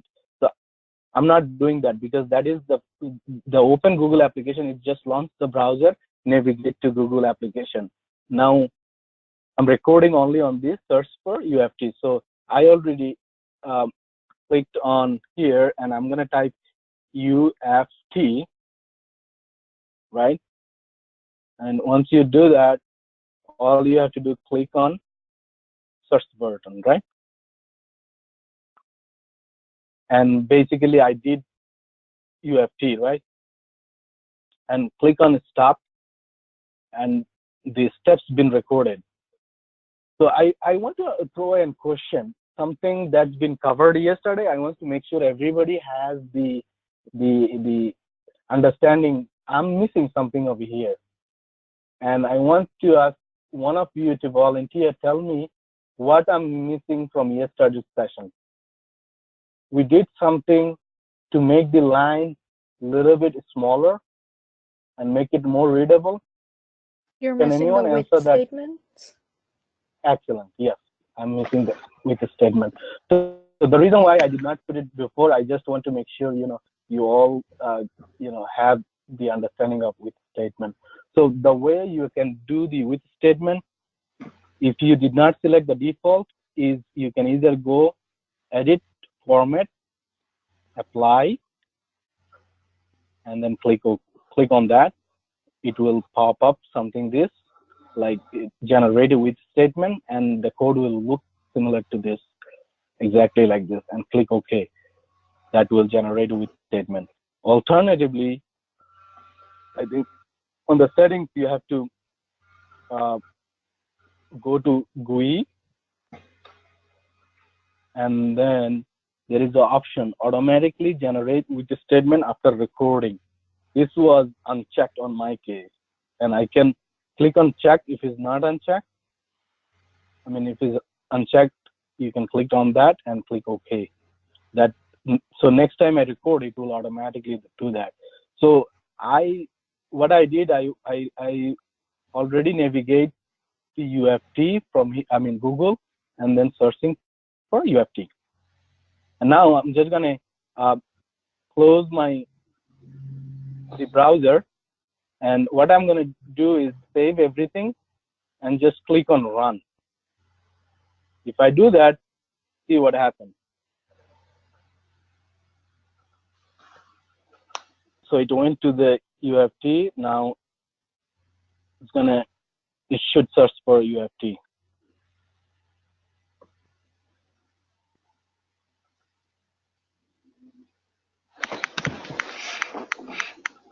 Suggestion: if it's taking that long, should we wait? Should we put another script saying that wait 5 seconds or whatever? No, I mean if only you do that. Let me show you why you shouldn't, or when to use that wait statement. Brother Shamsu, sorry for interrupting. I think Mr. Amit was asking. It's a better way to clear that answer. For record and playback, initially the baseline we need to create manually by recording, and then once script is generated by manually everything, and we run that playback. That is automatically will be playback, but the baseline it initially what Brother Shamsi is doing now. Everything is manually by automation tools. Right. I mean, yeah, somewhere you are absolutely right. Recording part, I'm doing it to make you understand because this is a basic part, you need to understand the recording. So I'm just doing the recording part to make sure that, this is how the application interact when you run it.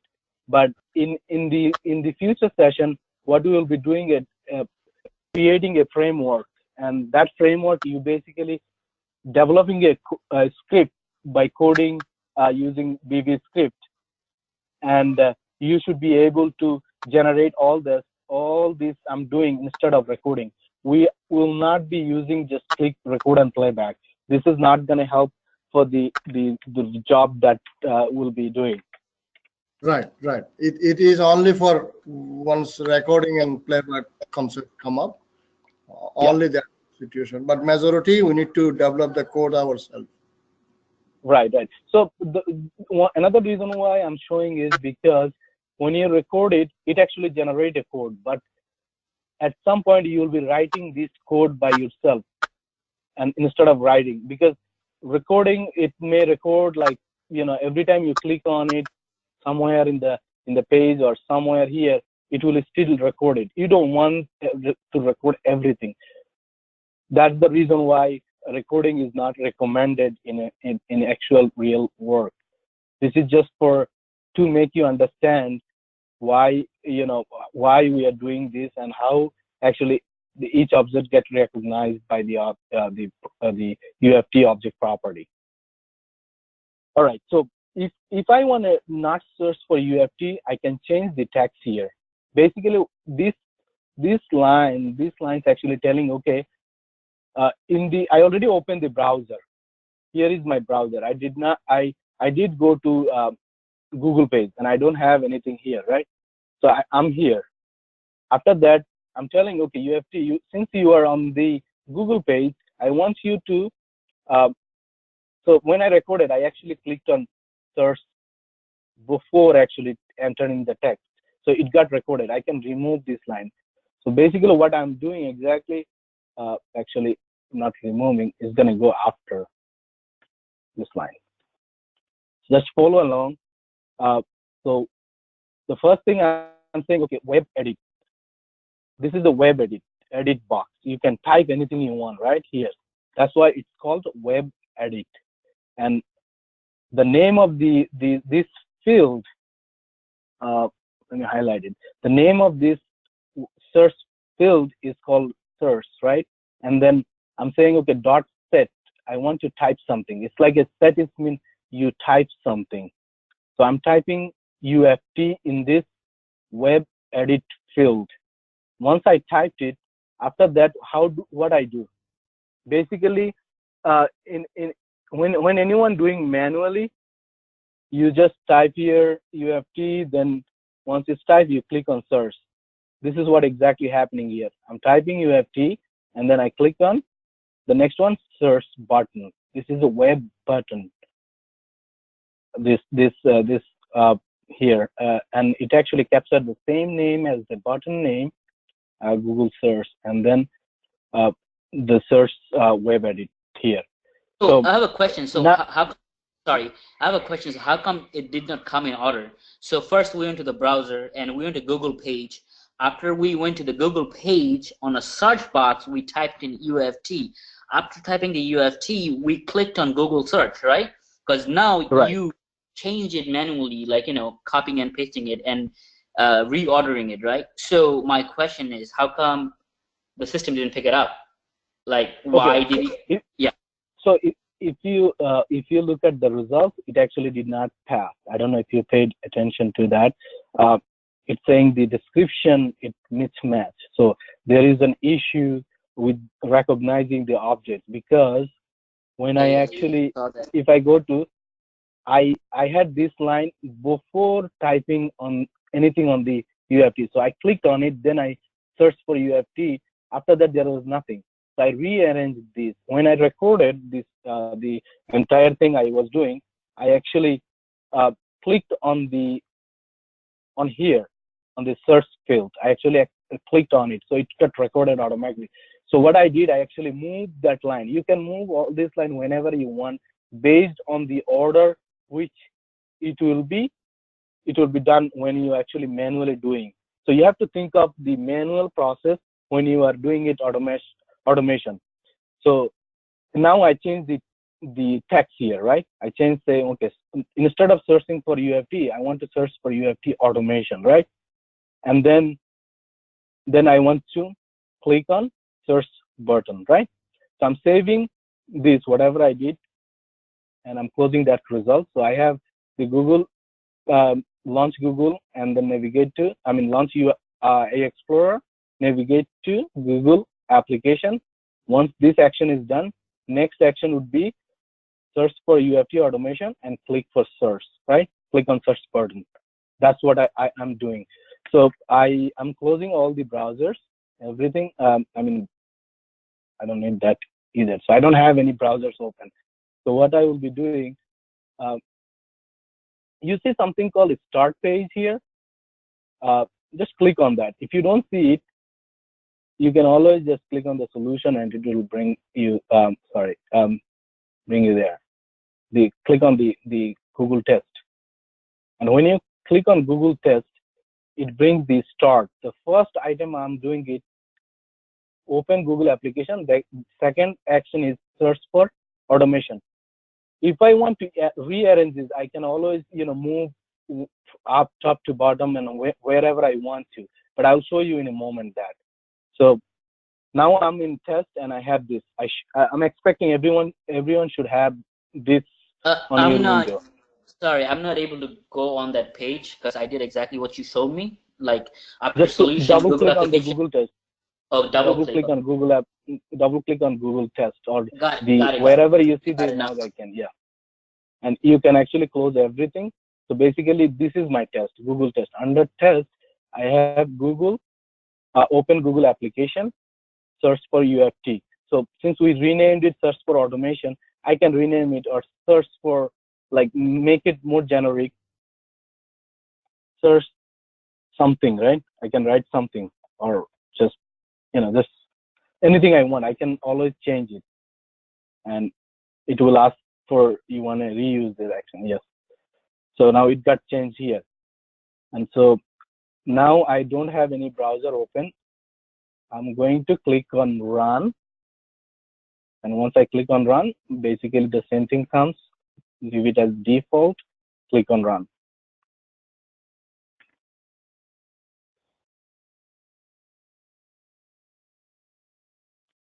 So you all see what actually happened right now. It actually opened the browser, navigated to Google, and it typed UFT automation. And the result came up as a green, and the Google test successfully passed. So if I want to do test the Google application, make sure I want to do a search for several items. Not UFT. I want to keep on searching for but I have a question. So it did the same to me again. Like I still have that the brown what's it called? Yeah, the brown exclamation mark saying that Google search description mismatch, even though I changed it. So do you mind taking a look at it and see what's going on? Yeah, I can take a look at it quickly. Let me give you the access. Oh yeah, hold on. I gotta get in there first. Sorry, I'm not because I'm using my iPad to do that. So give me 1 second. Or you just can tell me. Like I follow the same steps you had earlier. Search for something. Because can I look at your thing? Like if you go on a Google test. Oh sure. Yeah, I have browser Google.page and then Google web editor search set UFT automation web button Google search. I have exactly 115 is good for me.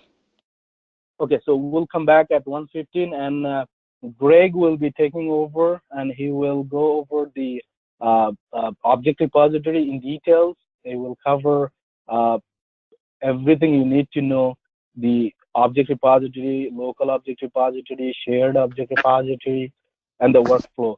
So anything that's related to object repository will be covered. And I'll see you guys on after lunch. Thank you. Thank you. With the rest of the class that might not be quite as advanced, or might not pick up on it as quick. So I will slow the pace. I will definitely slow the pace. And again, we are going to reiterate some of the things that we learned yesterday. Everyone has been learning about reusable actions and actions from Shamsu in terms of like searching the Google website and breaking that down. So again, one of the main features of UFT is we want to make these tests modular and dynamic. So we don't want to, like I said, we don't want to keep recreating and reinventing the wheel, right? So part of that is soon is like using reusable actions, like Shamsu demonstrated, also using checkpoints and things like that. We don't want to write the same piece of code over and over and over again, and also have that same code in multiple places, like all over the place. That makes it too hard to maintain. And like I said, these expensive tools can become shelfware within the industry, and no one wants to pay $10,000 for a license of unified functional testing when it's just sitting on the shelf, especially with tools like Selenium, which are actually open source, making giant leaps and bounds within the automated testing industry. So moving forward, again, automated. So I want everyone to think of automated testing as like a repeatable process. So put that in your brain. The test cases that we are going to automate, from a manual standpoint, are things that are done on a repeatable basis. So after the manual testers created their test suite and they've gone through functional testing, during the next iteration, say if we're doing Agile or even the waterfall process, we want to make sure that those tests are repeatable and that we can automate those so the manual tester again does not have to rerun those tests over and over manually. They can focus on ad hoc testing and so forth. So yesterday we worked on the mortgage calculator application. Everyone should have a copy of that test. If you weren't quite able to follow along or you didn't have a copy, there is a test. There is a zipped version of that test in the software in the UFT folder, which is out on Google Drive. You can download that, and you can actually, there's a compressed version. All you have to do to import that is go to File, Import Test, and that will import the zip file that's out there, and it'll actually open it up. And we can make any modifications to that. So that's actually the test that I went and created yesterday. Again, so starting back off with the test that I created yesterday, we're gonna go back over what we did. So we went through and we recorded our first script yesterday. Everyone should be familiar with actually recording the scripts now. Can you wait until we go to the folder and get this one? What's that? Can you wait until we go to the Drive one and then get this? Okay, yeah. Yeah, if you need to, I'm just gonna talk while if anyone needs to actually go and download the script, I'm just gonna be speaking in the background. I'm not gonna actually work with anything yet. So that'll give you time, everyone time to actually download the script if they don't have a copy of, if they don't have their own copy that they created yesterday that they were able to follow along with. Again, as was requested, I'm going to slow the pace a little bit. Greg, make sure everyone. Once I download the file, where did you want me to go to unzip, or is it already compressed? Yeah, so wherever you save your file, I think that the default location for UFT on your computer is to save it under Documents, Unified Functional Testing, and then Tests. There's a directory there. So download and save the zip file there, and then you're going to go to File, and then Import Test, and then click on these little dots here, and that'll point you to your zip file that you want to extract.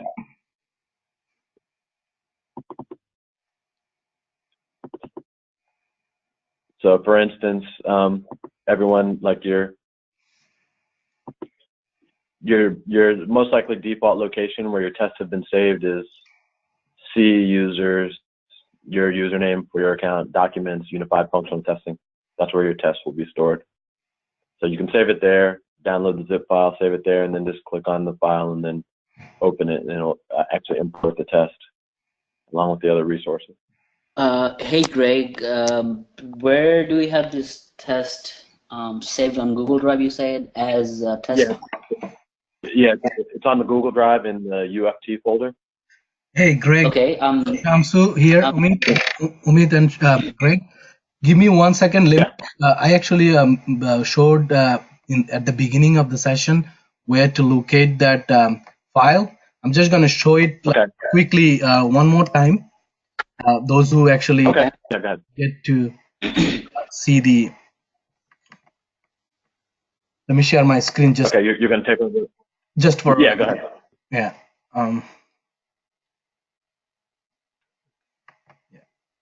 Right. Some drive.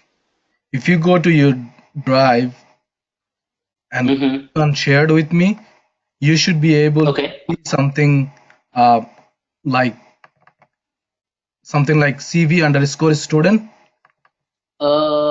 CV underscores. Okay, I'm there. This is where you will find all the information you need. Go to class note. Okay.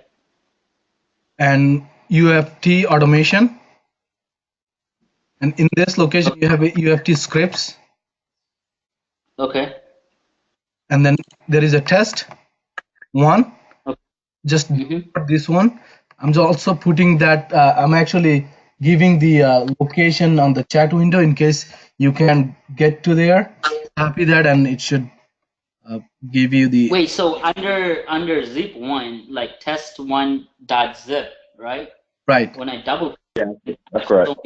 Pick from. So which one is it? Like I forgot the name of it we did yesterday. Yeah.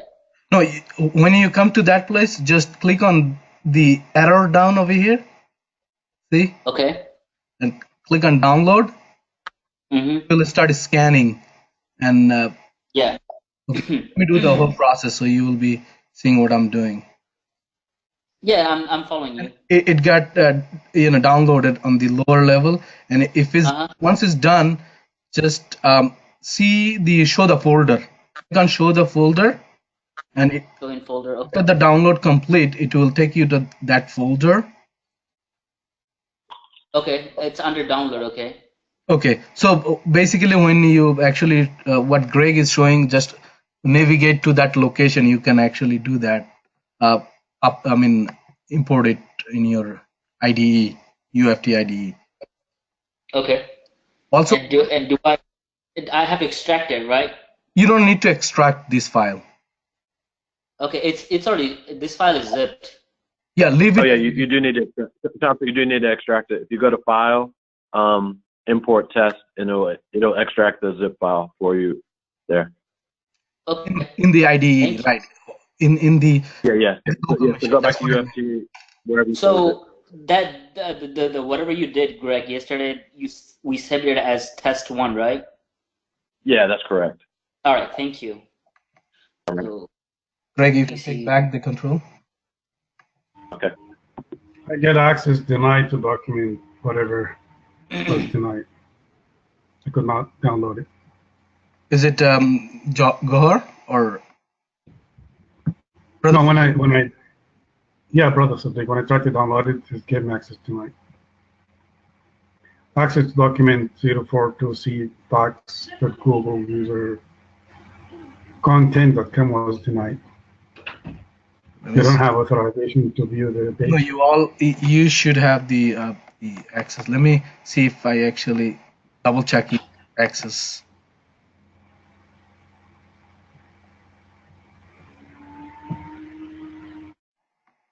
Okay. Anyone else having the same issue? Access denied?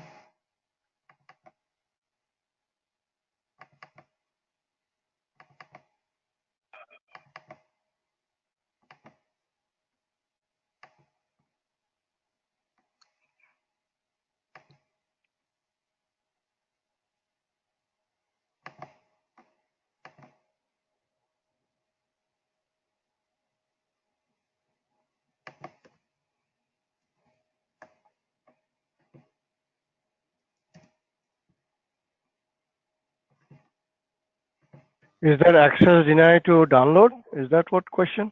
Yeah. Do you No, see access no, denied? we don't get anything. We're able to download it. Okay. You were able to download the script, yes or no? Yes. Were you able to download it? Okay, yes. cool. Okay, good.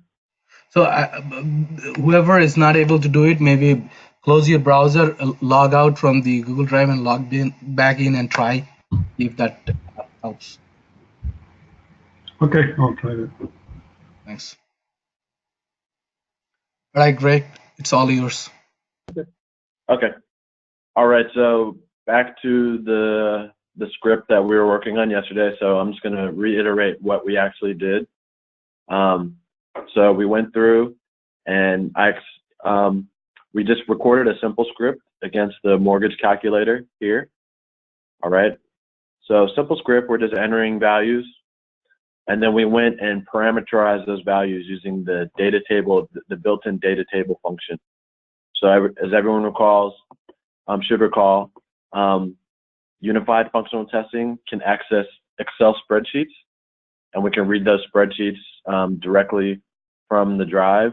Underneath, there's a default.xlsx spreadsheet that it's part of every unified functional test.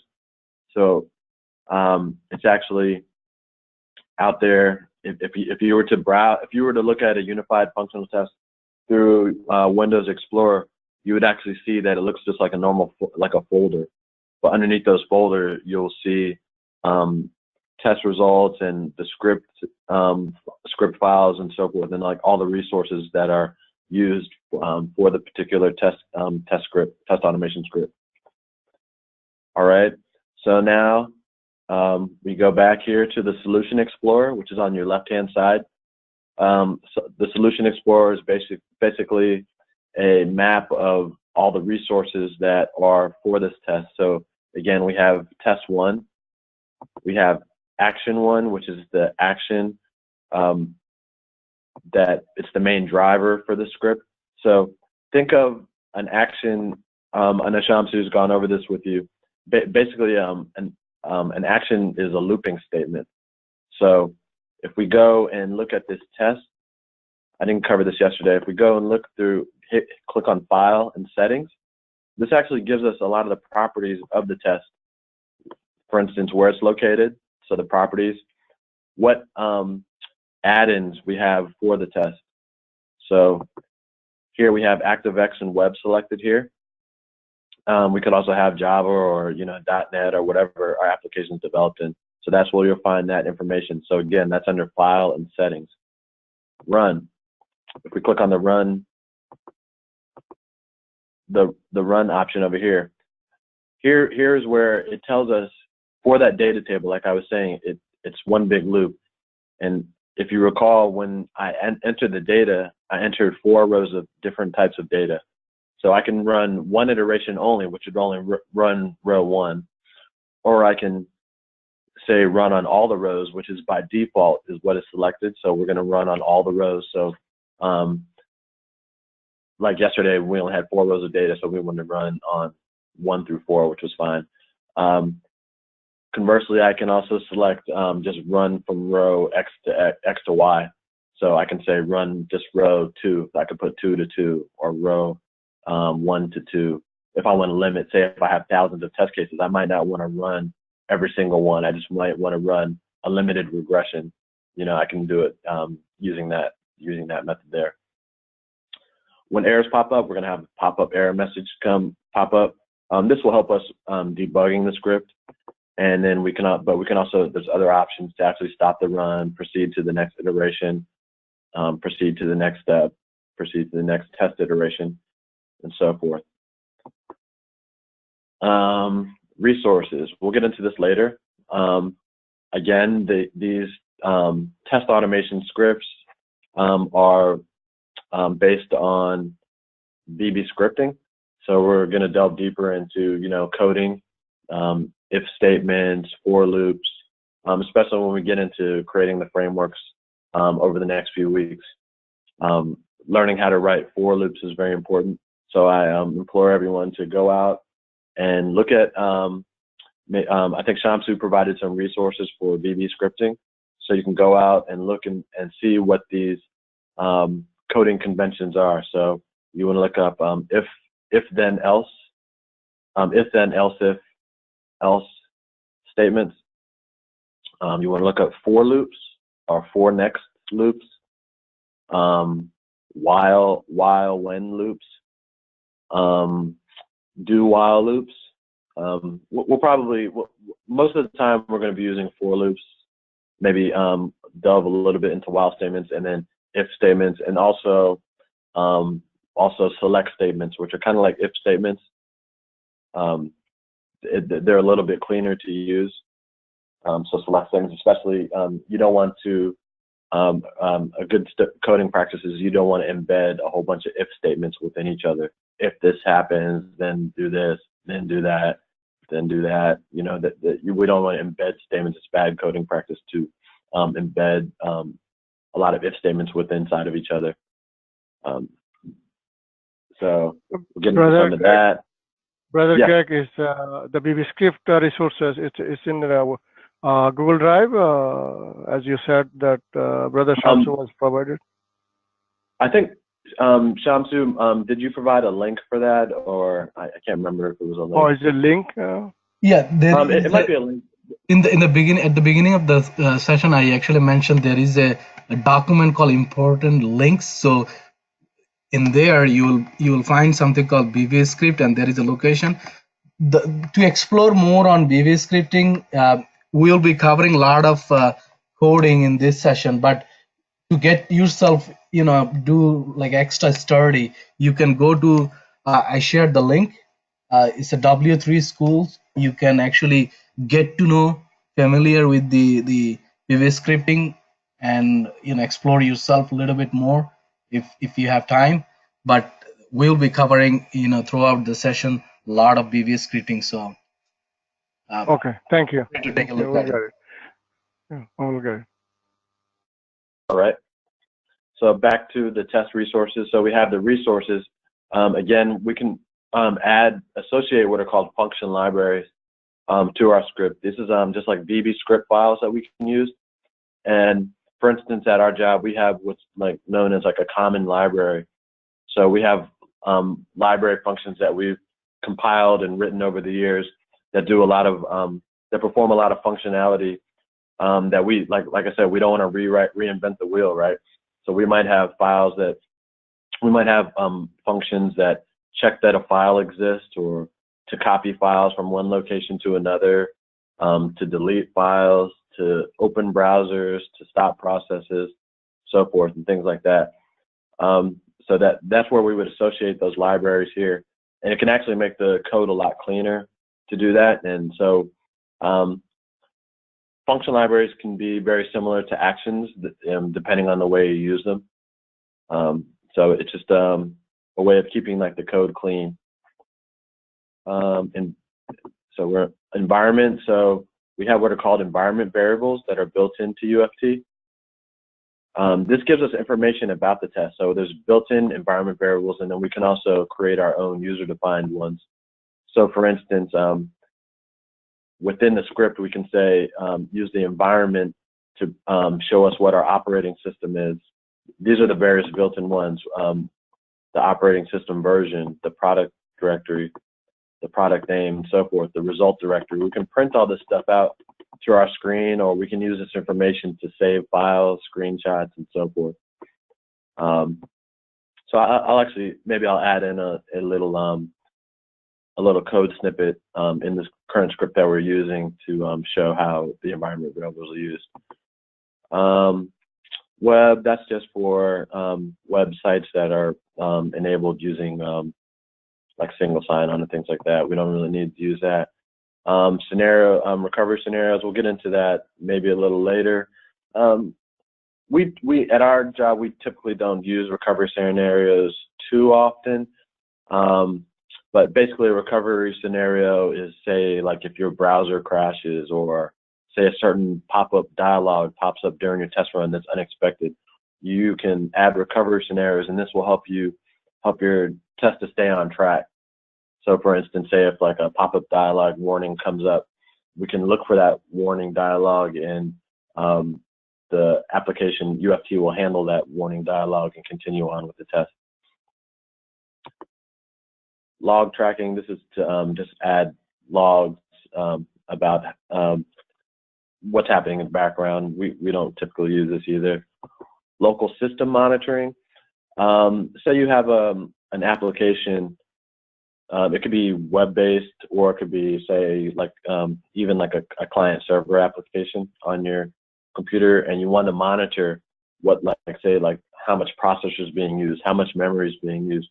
You can add counters to that, and it will actually save those results, that information as part of your test results when it's run. So we can, this is a little more resource intensive, so we have to enable that, and it'll poll your operating system every X number of seconds, however long you set it to, and it'll provide that information back in your test. So you might have an application that's causing like what are called memory leaks. So it might be draining your resources while you're running your application. This tool can actually provide that information back, and you can give that information to your developers, and they can go and delve deeper into figuring out why an application is not running efficiently. So we're just going to go ahead and hit cancel here. That's just a background of the test settings themselves. Now back to what we did yesterday. Everyone go ahead and click on the local, double click on the local repository. And again, we'll see that what we recorded yesterday has been put into this object repository, which is a hierarchy of the application that we've encountered yesterday. So again, everything starts at the hierarchy level. So I know I heard Shamsu mention yesterday, it's kind of like your grandparents might be the browser. So think of it as a tree, and we're working our way down. So let's actually, I'll collapse everything. And we start with the mortgage calculator itself, which is the browser window. So, okay, so I can click on this highlight button here, and that highlights, if everyone can see on the right side of the screen, it highlights the entire browser screen. That means that the object is recognized, and the description that we have here matches this browser, right? So we have, if anyone recalls, we use what's called a regular expression. So anything matching this word mortgage in the title of the browser, so this mortgage calculator is actually the full word. We have mortgage.star. So if we had mortgage.payment, mortgage space payment, it would also match that page. It would also match this browser here. Now we work our way down the tree, and here we have the mortgage calculator page. So the class right here, which says page, that's the object type. So back to the browser, the class is browser, so it's our hierarchy. It goes from class browser to class page. And then down there underneath the page, we have all the objects which are on the page. So looking back at our script, collapse this here.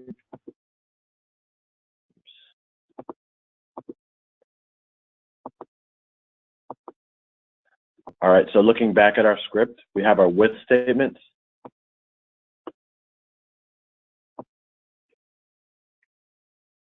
This is the hierarchy that we're working on. Again, so we start with the browser, the mortgage calculator browser, down to the page window. Everything that we're interacting with on this page is within that with statement, right? So all these objects are within that browser and page, right? So all the objects that we're working with on the screen are within that page.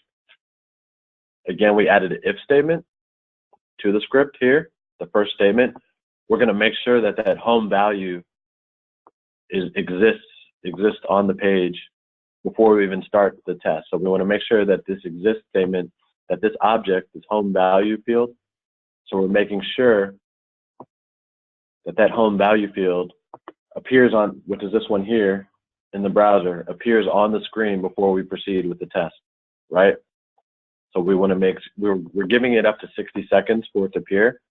Remember, exist statements are very important in your test. You want to use exist statements and not wait statements. So if I put an explicit wait statement here, for example, while our page is loading, if I were to just type wait 60, the difference is a wait statement is going to make your test very inefficient. So again, wait statements will explicitly wait that amount of time that you give it. So if I said wait for 3 seconds, it's going to wait for 3 seconds. If I said wait for 60 seconds, it's going to wait for 1 minute. If I say wait for 300 seconds, it's going to wait for 5 minutes. Adding wait statements to your test makes them really slow. Okay, so we don't want to add wait statements between entering each of these values in our test, right? Unless we wanted to see something in particular. Sometimes wait statements are necessary, whereas an exist statement will continue. So if the page, if this home value here, this field, if this web number object shows up on the screen within 2 seconds, the script will continue at that point. It will wait up to 60 seconds for it to show, and then it will continue on after that point. But if it shows up within 2, 3, 5, whatever, even any time below that, the script what will happen if it's still within 60 seconds, if it's not come up, it's still, it will fail that? Fail, depending on what you code in. Okay. So if I put an if statement here, if dot exists, then I can here, I don't have any other condition, but say if it didn't show up, I can put else, and then we can use like what's called a reporter function, reporter.report event, and then I can put Mike fail, and I can just give it a status, say page did not load, whatever, page did not load. And also we can take a screenshot. I didn't create a path, an image path yet, but that's some of the value. So what this is going to do is it's going to report a status back to our test results. So this would report a failure back to the test results that we can do. So this is where we're coding a lot of things on our own. Instead of a lot of times letting UFT report the errors, we'll actually build our own error messaging into the application itself. So here, if conversely, if I wanted to do the same thing, I could put a mic pass here. I could put a, and this is just a constant built in. So I can say reporter.report event page loaded.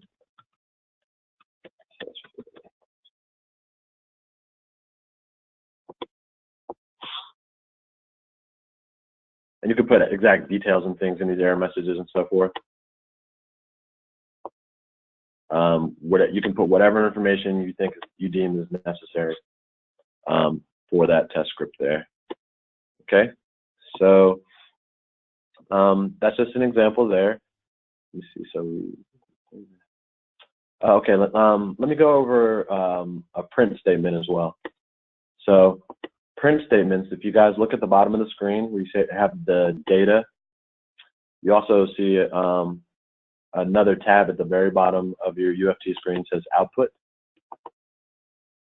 Output, we can use what are called print statements in UFT, and this can give us a running, like a little running dialogue actually of what is happening within this test script itself. Right, so we can just add little print statements in, which can help us debug or see exactly where things are in the test. So let's everyone do this really quick. We're just gonna create a new variable. So I want everyone to type dim and then str URL on the screen. Beneath that, we're going to put str URL equals, and we're going to copy the URL, which is the mortgage calculator. We're going to cut that, paste it, and it should, and we're going to put, instead of the URL right there, we're going to put string URL. So, okay, so everyone's computer should look like this.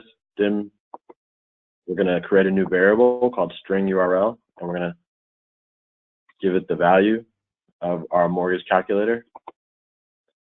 And then we're just going to replace that variable in the system util function. Okay. Beneath that, we're going to type the word print,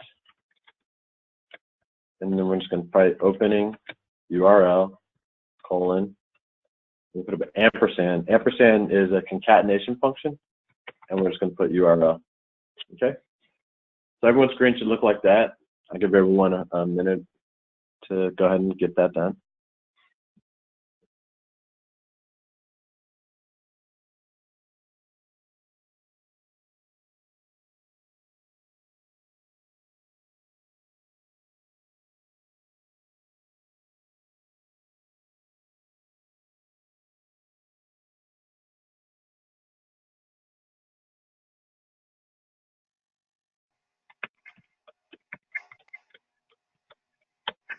And then at the end, we're going to put ampersand, and we're going to put environment,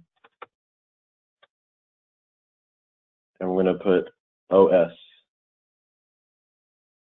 Okay. We'll leave it there.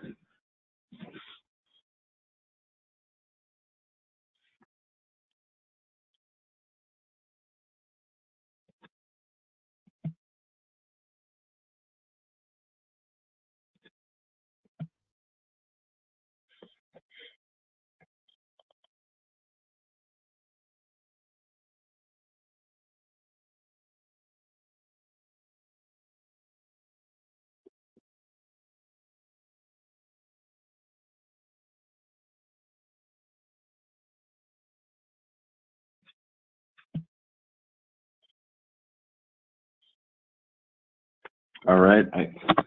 I'm going to continue on if everyone is caught up to this point.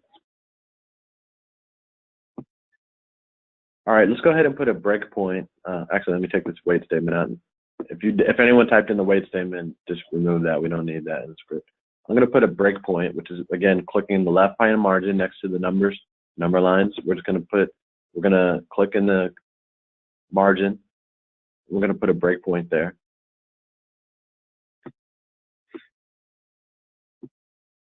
Okay, I'm going to close my object repository, and I'm going to close the browser as well because our test is actually opening the browser. One thing that one of the common functions that we have before running our tests, one thing that's important to understand about creating these reusable tests, repeatable tests, is that we always want our test iteration to start to end where it started, right? So again, they should be repeatable. So say if we're on a query screen, we don't need to actually open, for the sake of this test, we have it reopening every time the mortgage calculator, but we actually don't need to actually do that to open and close the browser. That's a little more inefficient, right? But the way we created it yesterday, we have it opening a new browser every time because it's in a loop, opening a new browser, and then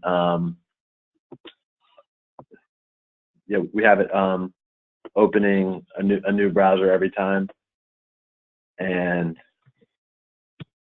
I actually copied the text from my screen to someone requested that, so it's out there for everyone. Code. It's inefficient to actually open and close the browser multiple times, right? We're already where we need to be. But say if there's a search, say you're searching like using the Google search like Shamsu demonstrated, right? We want to open the browser, and then our test, if we're searching for multiple values, we just want to reset and start back at that original search screen, right? So we want to make sure that the test script resets back to that same spot. So we always want to end the script where we started. That's one of the principal things in terms of automation. All right, now, so back to the script. So we can actually create sometime, we actually have functions that will actually close the browser before the test even starts. We want to make sure that the browser is closed. I don't have that function written here today, but we can probably provide that. But so basically we want to make sure that the browser is closed to start, and then we would run our script. So again, we have the breakpoint in the left-hand column. We'll go ahead and click play here, and the breakpoint should be stop right there. We're going to run this. Now, if everyone goes back to UFT, in the left-hand corner on the bottom of the screen, you'll see the output window. This is what we're saying in terms of debugging. This provides the information back to the print log of what we're actually doing, right? So we can put messages in here to make sure, say if we're capturing values from the screen and we want to print that out, make sure that what we're capturing, we want to compare things. We could do that down here and see exactly what's happening, okay? So we can also click on local variables. Local variables is a debugging aspect of the tool. It shows us what the value of that variable string URL is set to. So we know that it's set to the mortgage calculator string, and it gives you the type, which is a string type. So back to the output window, we see that where we typed opening URL, and then it put our value for string URL there. So it's replacing that str URL value with that string, which is set to our URL, right? So say if we wanted to open many different URLs, we can also parameterize that, or we can actually parameterize other things. So the operating system, we're running on Microsoft Windows 7. So this provides vital information that we might want to provide back to the development team. Where were we running our tests? What type of browser were we running on? All this information is crucial sometimes in developers, finding issues with the scripts. All right, let's go ahead and click stop now.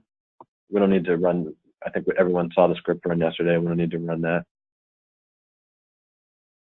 Oh, actually, you know what? Let me run one more time. I'm gonna demo. We'll stop it. We'll stop it here. We'll close the browser. I'm just gonna run. I just want to show one more thing. I'm just gonna run the script again.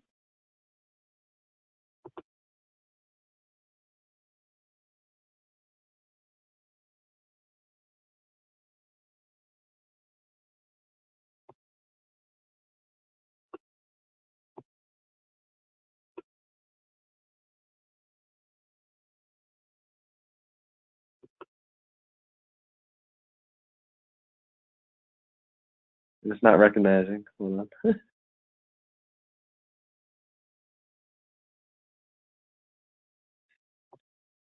Actually, this might wait for 60 seconds. It might fail, actually. So let's see.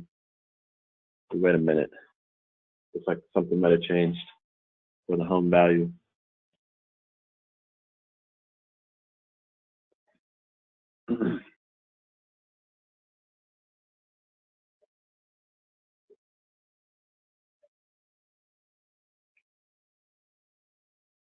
Give it a second, everyone.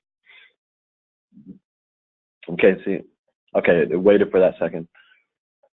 It took a little bit of time for it to actually recognize, but it did move on. Okay, I'm just going to click stop now.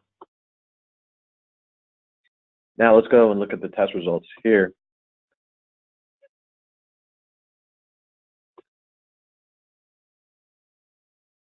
Is our custom, where we put our custom message, right? The page loaded successfully.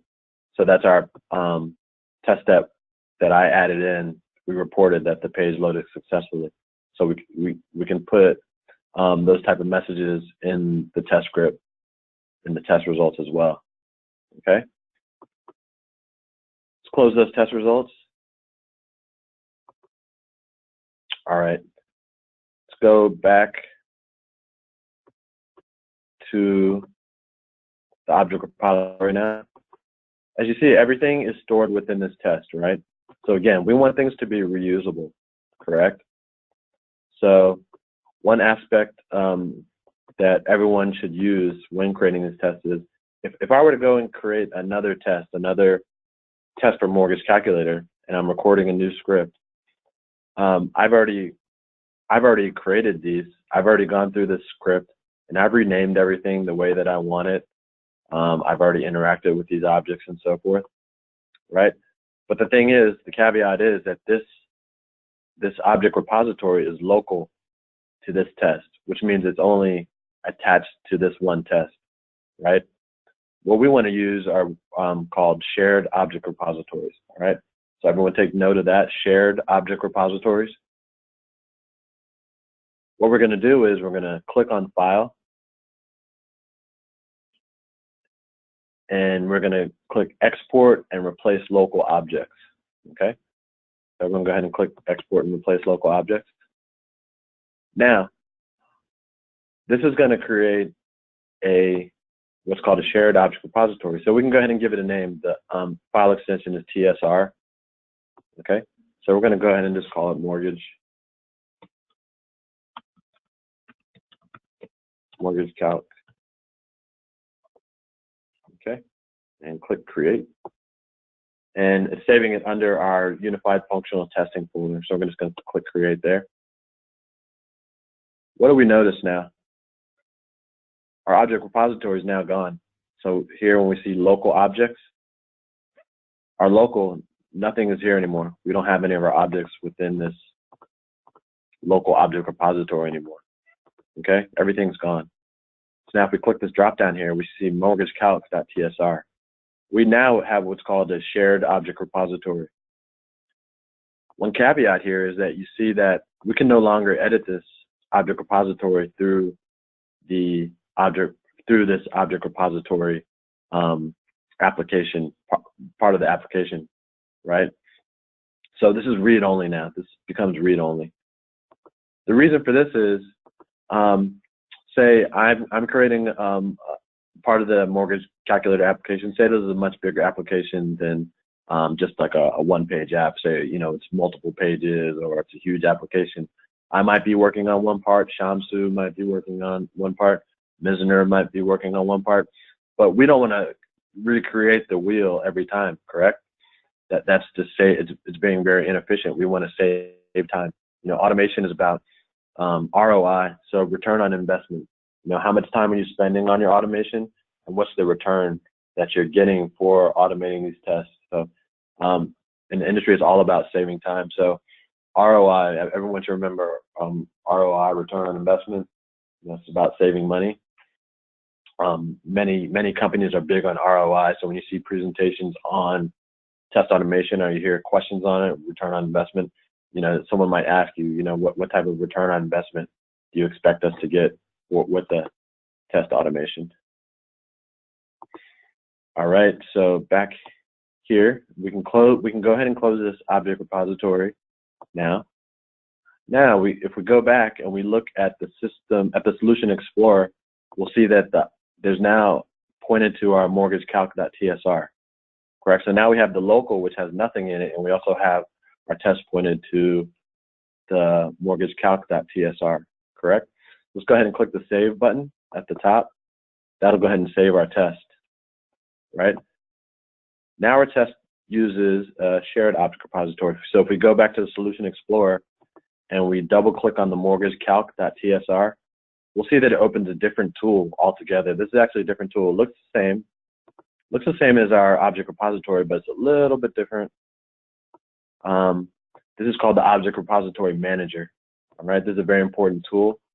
We can actually open multiple object repositories here. Okay. Again, everything's not.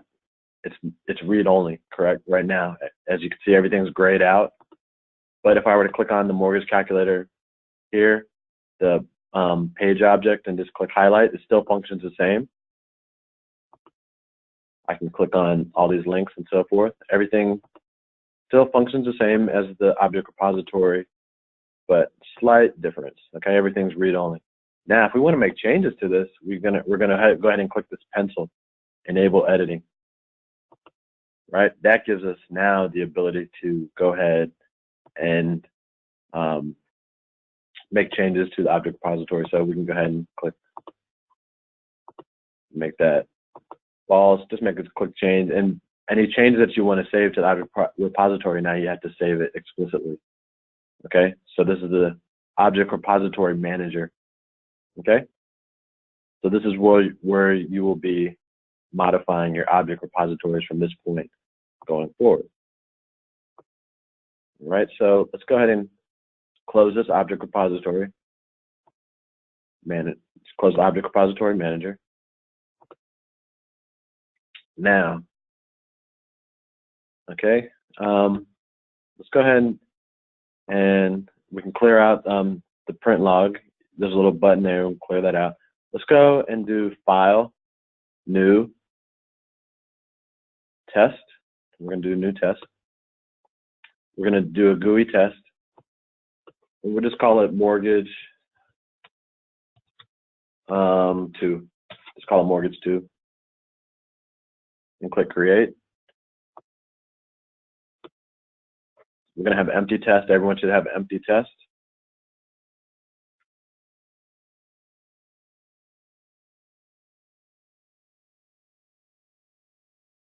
I'll give everyone a second to catch up.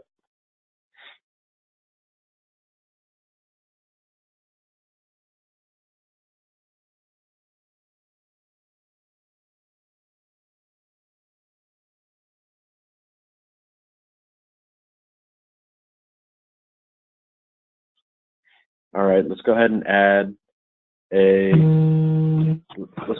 comment.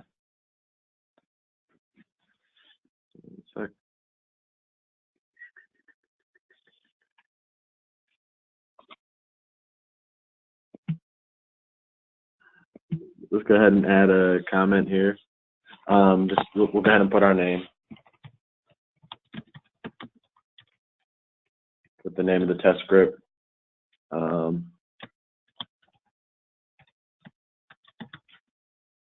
Mortgage 2. User, any type of information you think is pertinent. Add your own notes. All right. Gonna put a little delineator there.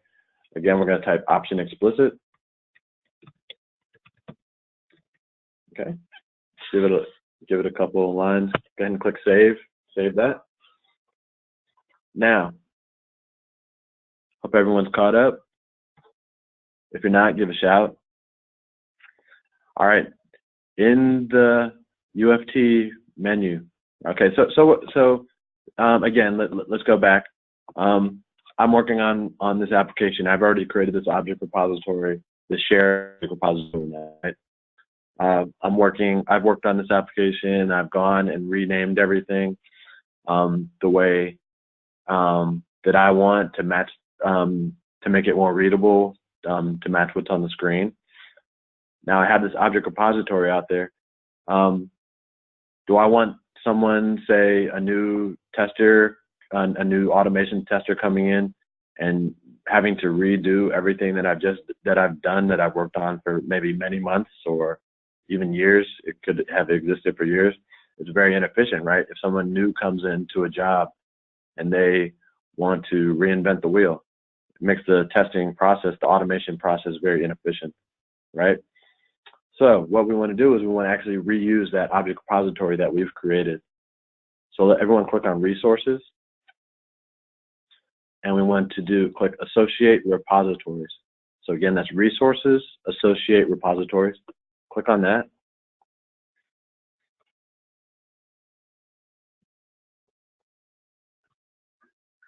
We should be on the associate repository screen now. Now we're going to click that green plus sign in the upper right-hand corner. That's going to take us out to our default unified functional testing directory where we've created our shared object repository. And you see the file of type, we're looking for a shared object repository, which is a TSR file. So we're going to go ahead and click on that mortgagecalc.tsr and click open. Now we have available actions. We have action 1, which is our action that we've created by default. It's called action 1. So we're going to highlight that action 1 on the left-hand side of the screen, and we're going to click that arrow, either the double arrow or the single arrow, since there's only one action there. If we had multiple actions that we wanted to associate with this object repository, we could click all of them over. So we'll just click either one. Will do. If you want to remove it, you'd move it that way. So we want to add action 1 to the script. So now our action 1, back to the architecture of the test, our action 1 is now associated with that shared object repository. And we're just going to click OK. And now we're going to click Save. All right, now if we go back to the Solution Explorer and we expand the action 1, we see that the mortgagecalc.tsr is now associated with our test. So let's go ahead and double click on that. Again, no need to edit anything right now. We'll leave it in this version, in this format. We click on the highlight button. We'll see that our browser highlights. Everything's recognized just as it was for the other test. Correct? Now, the fun part. Okay, let's go ahead and. Hey, Greg, I'm sorry. Can you please go back again? How do you do that? The object repository manager, please. How do you bring it up? Yeah. Okay. Thank you. There's different ways to do it. So we can go to resources. Okay. So the easiest way, since the object repository is already associated with the test, if we go back to the Solution Explorer, again, the Solution Explorer is just like the architecture for the test itself. So mortgage 2 being the test, action 1 being the actions. I think you guys went over actions with Shamsu. The local repository being the object repository for the test itself. But the local repository, which there's no objects in here. And then we have the mortgage calc, which is the repository that we just associated with the test. If I just double click on that, that's going to open the object repository manager. Okay. Did you get that? Got it. Thanks. Okay.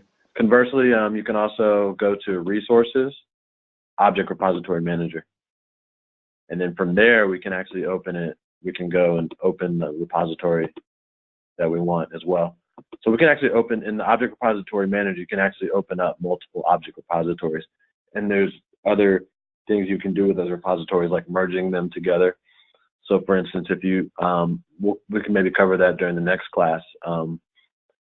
Say if Shamsu and I are working on different parts of the same application, we can actually go, if he has objects that he's already renamed or, created regular expressions for, we can actually merge our two object repositories into one shared object repository and both be using that same one. Okay. Again, like we don't want to reinvent the wheel, something that's already been done. All right, so let's go through this application. Everyone should just put your cursor, give it a couple spaces beneath the option explicit statement.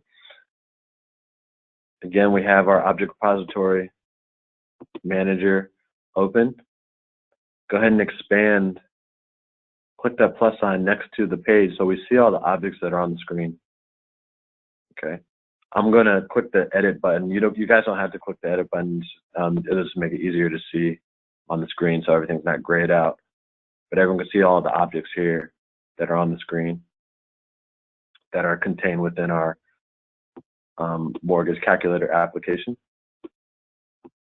Now what we're going to do is we're going to create a new script, but we're going to do it a little bit different. We're actually not going to record the script this time. We've already interacted with this application. We already have all these objects stored. So let's build, what we're going to do now is we're going to build our test based on what we have already encountered. So let's go through, and the first field that we encounter on our page is actually the home value field, right?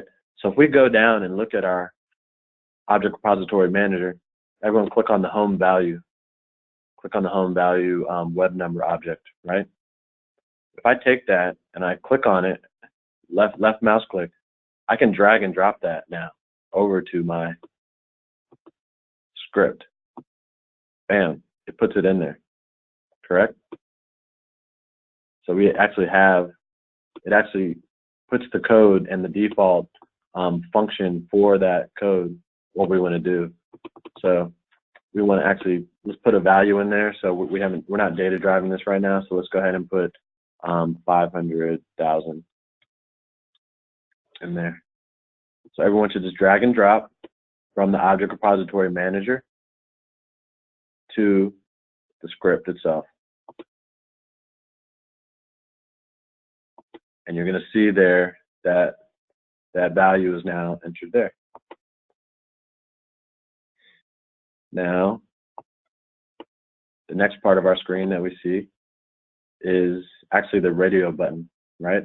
So let's go back to our object repository manager, and we're going to go to down payment type. Now, to make sure this is the correct object that we want, we can highlight it, and we see that the radio button there does select. Let's go ahead and drag and drop that radio button to the next line. Bam. And I think the value was payment that it accepts. If we're unsure, we can go and we can, again, we're going to go through using the object spy. We're going to spy on this radio button here. And again, it's the payment type. And so the items that are available is either money or percent. So we can put down a percentage of for down payment, or we can put down money. So we can put down, say, like 10% down payment, 20, so forth, 100%, whatever you want. Again, the only two values here are money or percent. So let's close this because I put the wrong thing.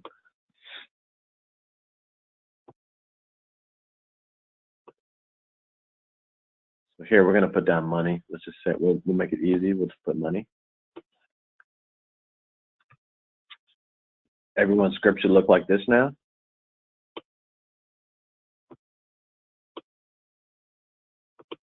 Give everyone a second to catch up.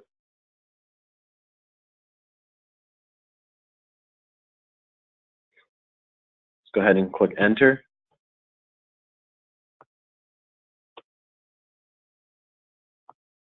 Our next value that we have on the screen is down payment. So if we go up here to the down payment, we're just going to drag and drop that under the line here. Okay. And it's going to set the value, whatever down payment we want to put down. So we could put down 100,000. I wish. So now we're putting a down payment. We're putting a home value of 500,000. We're selecting money as the down payment type, and we're putting a down payment of $100,000. We're going to click enter again after that line. Okay. And next we're going to put loan amount. I'm just going to drag that. And we're just going to put the difference there. We're going to set 400,000.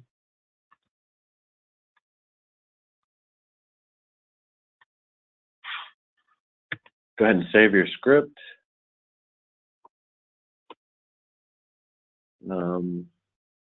Next up, loan amount, interest rate. Okay, I'm doing this one by one. If I wanted, I could just select multiple objects at one time. Oops. By holding the control key. Oops. No, undo that. Move it back. I could just so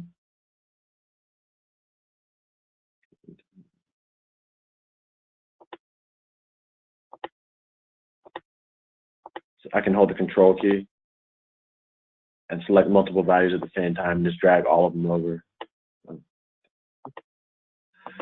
If I can get my mouse to work correctly. I can select multiple objects and then just drag and drop them over here and it'll put everything in there at one time. Conversely, I was just showing everyone how to do it one step at a time. So we already have these objects. You can order them. You can cut and paste just like any script. So control. If you hold the control button and X, that deletes a whole line. Everyone should know their shortcut keys in terms of developing. So if I wanted to, let me see, we're at the interest rate. Hey, Greg, quick question here. Greg, quick question. You are copying an existing repository to your specific own create the repository, but in the case of if you recently changed something in your app, in that case you have to do the fresh one, right? Not good idea to copy from existing. So you're saying, oh, if they change something in the application? Yes. Okay, so let's go to that now. So this is let me tell you that the way my understanding is, this is you just existing repository, you copying in your own folder, right? Or your own test cases, right? Right. Okay. So in that case, if something is that something is being changed while you're doing that, in that case you have to do the fresh one, not the it's not a No, you can still, no, you can see, that's the thing about the shared object repository. Or, say this application's not fully developed and they're adding new things. So let's encounter something new that we haven't added to our object repository now. So let's go back to the object repository itself. Okay, I have my object repository here. This is my shared object repository. I'm sharing this with the rest of my test automation team, correct? So, for instance, now they added this share this calculation button. Say this wasn't there yesterday, or this printer friendly page wasn't there yesterday. We want to add those buttons. As we look here, the object repository stores all of the objects that are the same type of class all together.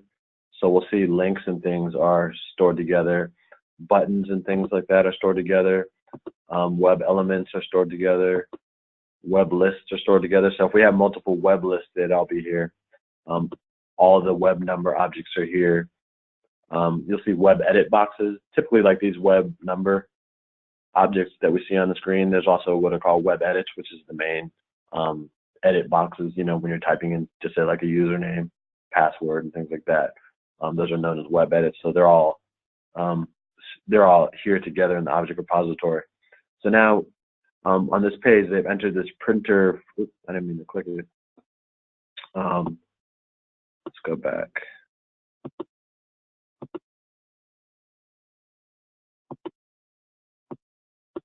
We're back on the mortgage calculator. So if they've just added that, the development team added that today, we want to add that button. We just click on this Add Objects button, this green button here, the green plus sign. So we can click that. Then we're just going to click the object that we want to add, printer friendly, web button, printer friendly page. Now we click OK. And it added it actually to another page, which is okay. But remember, we want to keep our object repository clean. Let's go ahead and cut that. If you click that plus sign and it created a second page, go ahead and click the scissors, cut that. Let's put it up, click on the mortgage calculator page because it goes underneath that, right? So we want to click on the hierarchy. So it goes browser, page. That printer friendly page button is on this mortgage calculator page. We're going to click paste. Okay, so now our printer friendly, we can go ahead and delete this mortgage calculator 2 object. We don't need 2 of the same thing. Remember I mentioned we want to keep our object repository clean. We don't want multiple pages for the same objects. So again, here we have the printer friendly page button, which I've just added. I click on the highlight button, and boom, it highlights. Okay. So if something new changes and you have to identify and add it towards to the existing script, and if something remove it, you have to remove from your existing script and by sequentially, right? Yes, correct. So like Okay. I could also like rename things here. and it should rename. Gotcha.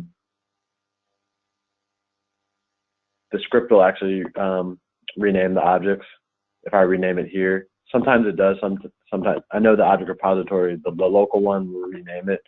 Sometimes you have to do it manually here. Let me see what happens. I'm gonna put down payment 2. Let's see if it update.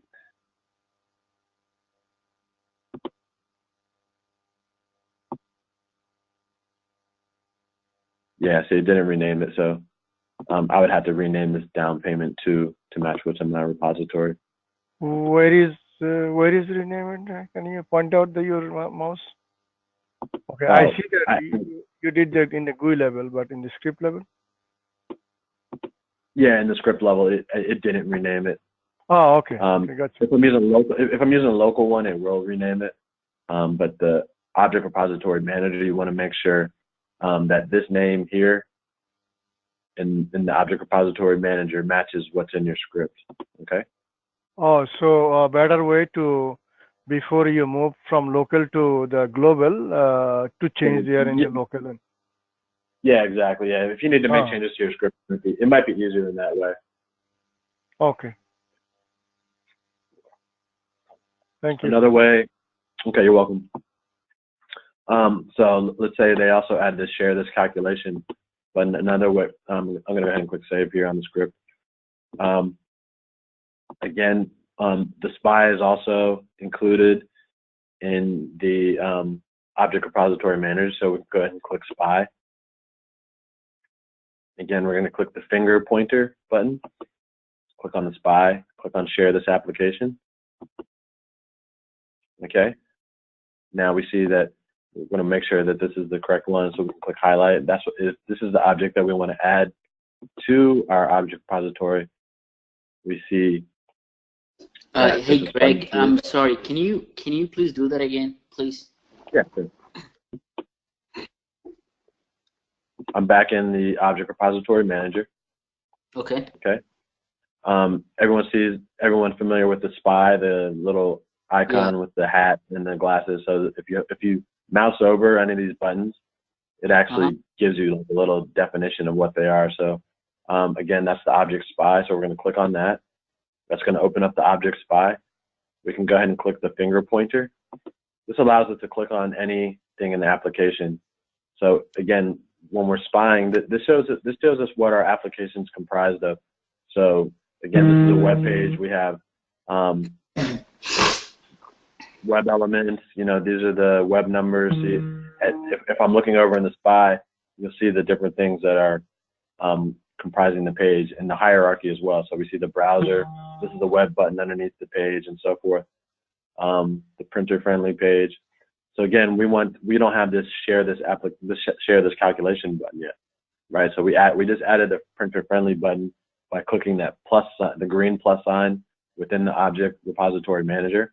Now we're using the SPY, and we're going to click the share this calculation button. All right. So now we want to make sure. I don't have those stuff that you had under like object hierarchy and the properties, the values. Those boxes, I don't have anything. You don't see this, the browser. I do have the dialog box. It says object SPY, but you have a lot of text. It says plus and minus sign. It says object hierarchy. All those text, I don't have it.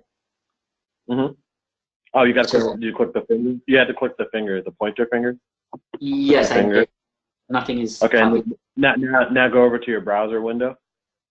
And you should see different things. As you scroll over your browser window, you'll see different. Don't click on anything. Yeah. So and then you want me to click. Yeah, click share this calculation. Oh, I can't scroll down. So I'll click something else instead. Okay. Okay. Yeah. I'm just giving an example. So we're clicking on share this calculation, right? So now everyone should be back in the object SPY, and you'll see that these other buttons enabled. So now we can click highlight. That makes sure that that's the object we want to add. So now if you see this button, now you see the one with the green plus sign on top of the box. We can click that, and now we'll add it to the object repository. So we can go ahead and click that. Now we see that button. That's another way of adding objects to your shared object repository. Again, it created a new page, so we're going to go ahead and cut that, and we're just going to paste it back into our original script there, and go ahead and click save, everyone. Now we're building our object repository. This is a shared object repository, right? So every test that is pointed to the shared object repository, it only had to be added one time. So I might have 100 scripts that use this object repository.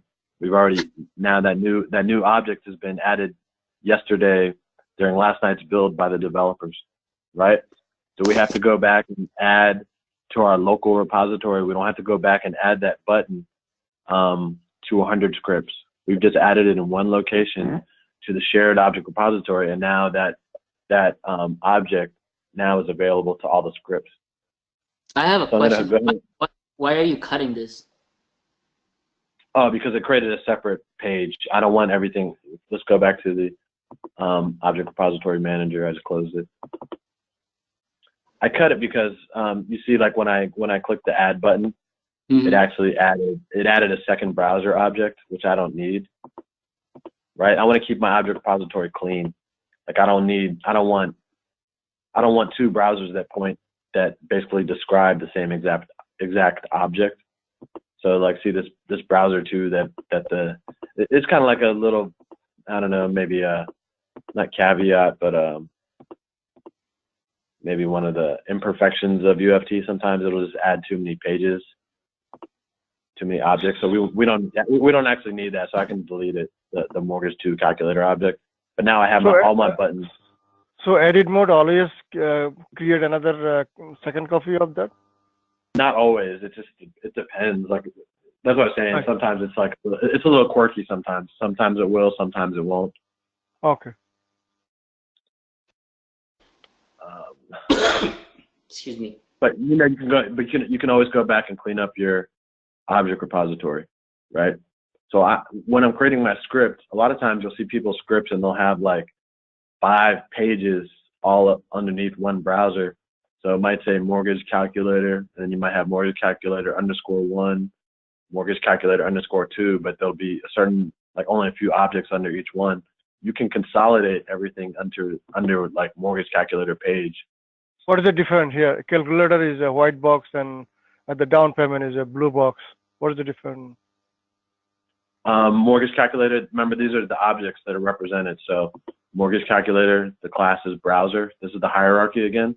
So remember, I think Shamsu used like a family tree. Kind of think of it as like a family tree. Everything's contained. So we start with the grandfather, which is the browser object. There we have the father, which might be the mortgage calculator page. And then underneath the page is like what, everything, if I click highlight, is everything on this browser page. So HTML, it describes everything on that browser page. And then these are all the objects that are comprised on that page. So all these buttons, all the edit fields. No, my question is, so here is everything is object. Everything is object, yes. Okay, but what I'm saying that in the calculator field, you see that in the white, within the white gray box, printer friendly is white gray box. If you come down to the down payment, it's a kind of arrow mark on the left side, blue. What it representing? Okay. That's just an icon. That's just describing the type of object. Icon. Because see, like if you see these little squares, these are buttons. This but little link is a link. It still is representing as object. Yeah, all these are objects. It's just an icon they use within the tool to describe what type of object it is. It's to help you visually see. Okay, so when I go down here to the bottom one, down payment type, see it's like a radio button, like you see on the screen. So if we go over here to the screen, it's a radio button. It looks like this.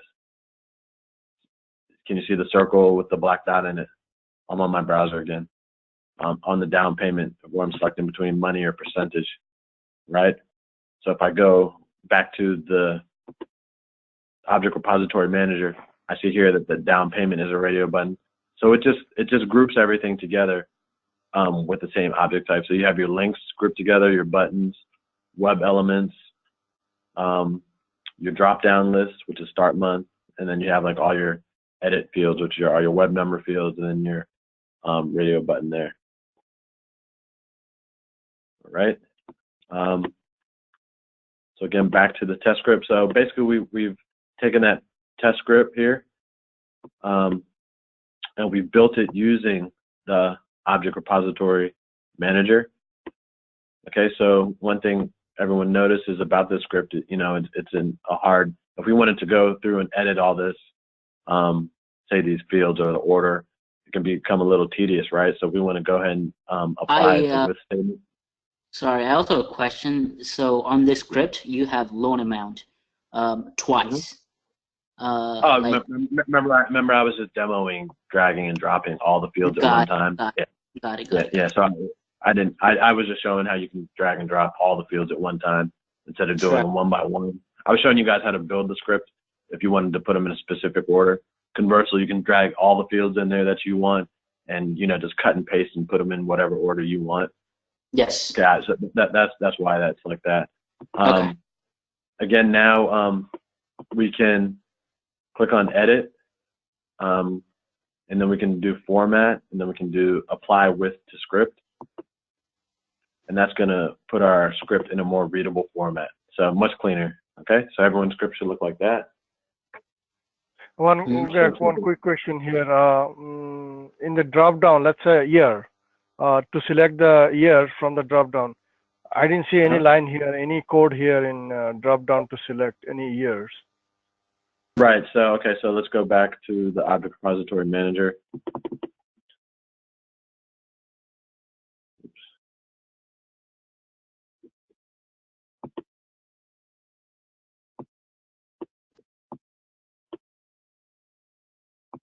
All right, as we're building our script, as we recorded the script, it actually records the values that we're typing in. Since we're building it from the object repository manager, we're not actually adding any. I mean, the object repository manager doesn't have any stored values in it. It doesn't know what value you want to put. So if we want to put start month, so for instance, the default method for a dropdown is a select statement, right? So our select method. So we want to do the web list dot select. So where is the value is stored in? It's in your head, or it can be in the data table. I mean, so let's go back now to and see what a valid month is. Okay. Okay. So let's go. So here's the start month here. The field on the screen. Go ahead and click save here. Let's go back and look at that when we're in the object repository. Let's click on the SPY. And we're going to spy on that month. Now the list of available items, all the items, like we can go again in the object SPY. We can go ahead and click copy. Everyone sees this copy. We can copy to the clipboard here. A lot of times we can also use Notepad when we're developing our scripts. Go ahead and click the copy button, and then open up Notepad.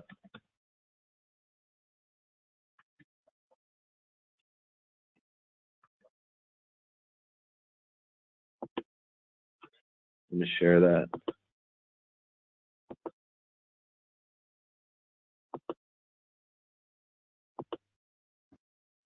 Okay. All right. Can everyone? Okay. So now I can click paste. Right. This gives me all the values this gives me that same description object for what we clicked on. It gives me all the properties of this web list dropdown. Okay. We just copied and pasted it in here. So now we see that the correct format, the available values are just the 3-month abbreviations for the for that field, right? So start month, we can put, say, May or June or JUN or JUL, right? So in here, back in our script, we can select May is when we want it to start. Or we can or conversely, we could use the data table again. So if we were data driving our test, we could use data table start underscore month, comma, DTE, or we can just use global. Okay. So we could read the month in if we had it in our data table below, like a start month field, starting in May or so forth. So that's a way we can see what available fields there are. Say the format was, if the format was like the month preceded with a number, so it could be 5-May. We want to make sure that for the select statements in UFT, the value, the exact value, and the dropdown has to match what's here, or the script will fail. And sometimes a lot of developers will actually put extra spaces sometimes in these little drop-down lists. So it might look like it's just like 5-May, but there actually might be an extra space here at the end, or extra 2 spaces, So select statement, the select statement for web lists sometimes can be tricky. You might see your scripts fail on that, so something to look out for is to make sure that this value that it's selecting matches exactly what's in here. Another method to enter data in select lists, these are also zero-based identifiers. So back to the start date, here we start with January all the way to December. So January would be actually the first index, which would be 0. So it's zero-based, so it would be 0 through 11. Okay, so also if I wanted to select, conversely, if I wanted to select the first, if I wanted to select the first item in that web select, I could also use #1. That will select February. Or if I wanted to select May, I would use #4. Okay, so that's another way to select items from drop-down list, is you can use the index. For any function that you want, you can actually click on the object itself, and you can click F1.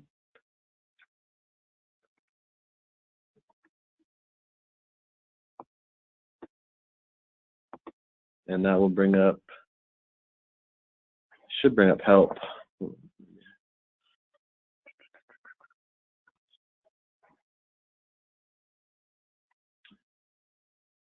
Okay, you can click F1, and that'll bring up the object list. And this tells you all the methods for that object, right? So we can capture bitmaps, drag and drop. So again, the main method for that function is select, so we can see how it's used. We're clicking F1, which opens up the help. And it shows you the syntax. So here, again, we can select the item. You can, the value can be one of the items in the list, or an index. To specify the index of the item to select, use #index. Index begins with 0. So again, we use back, I can go ahead and close help now. I selected #4, which was equivalent to May. All right, one last thing, I know we're a little bit late. I'm gonna go ahead and click on File, and I'm gonna click Add. Actually, close your object repository manager if you have it open. Go ahead and close that. Great, quick question. So if I want to change in the script level here, as you did, do I have to change in the table level as well? In the what table? Oh, in the table, yeah, you can change it in the table. It depends on how you're reading in your data. If you just want it, if it's not a data-driven test, you would change it here inside your script level. But if you're reading it from a data table, you would change it in your data table down below. I see. Okay. Okay. So let me view the data table. So say if I had my column here, I forget, was it start month? I forgot. Whatever, it doesn't have to match exactly. If I were to have, start month. So here I could put May to make sure that works, and then for the second one, I might want to put #5, which would be June. I can try different things, make sure both work. I can put #6 to make sure July works, and then I could put August, or AUG. Okay. So it depends, like if it's data driven. So then I What wouldn't. What is a year? I would use that there. What was that question? Year, month, and year. Yeah, month and year. Yeah, you could parameterize everything, just like I did yesterday with that first test. That first test is out there, the one you downloaded earlier. That's data driven, so you can see how to data drive the test. The main function is that you're going to call is a data table function. And this actually reads from the data table. It's going to read from this column. Okay. Global points to the global sheet. Start month points to the column name in the worksheet, and it iterates through each row as it goes. Okay, so now I'm going to go back. This is the last thing I'm going to cover. Really quick. Again, back to our object repository manager. As you recall, when we first created the shared object repository, we did not have these calculate printer-friendly page. Printer-friendly page and share this calculation buttons in there. Again, to the shared object repository. I'm going to go and I'm going to open up our original tests. I'm going to click open. Oh no, I'm just going to go to recent. Click on recent and click on test 1.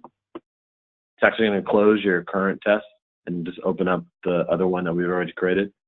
Now, if I go, Greg, we cannot see your mouse pointer or whatever you're doing. Like it's kind of. Oh, okay. All I did was. Oh, you can't see it? Nope. 1 second. Okay, I'll go back.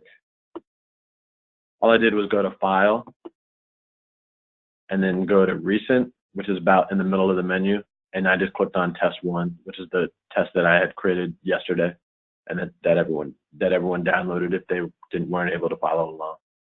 So click on Test 1, which will open the test back up, which is our original mortgage calculator test.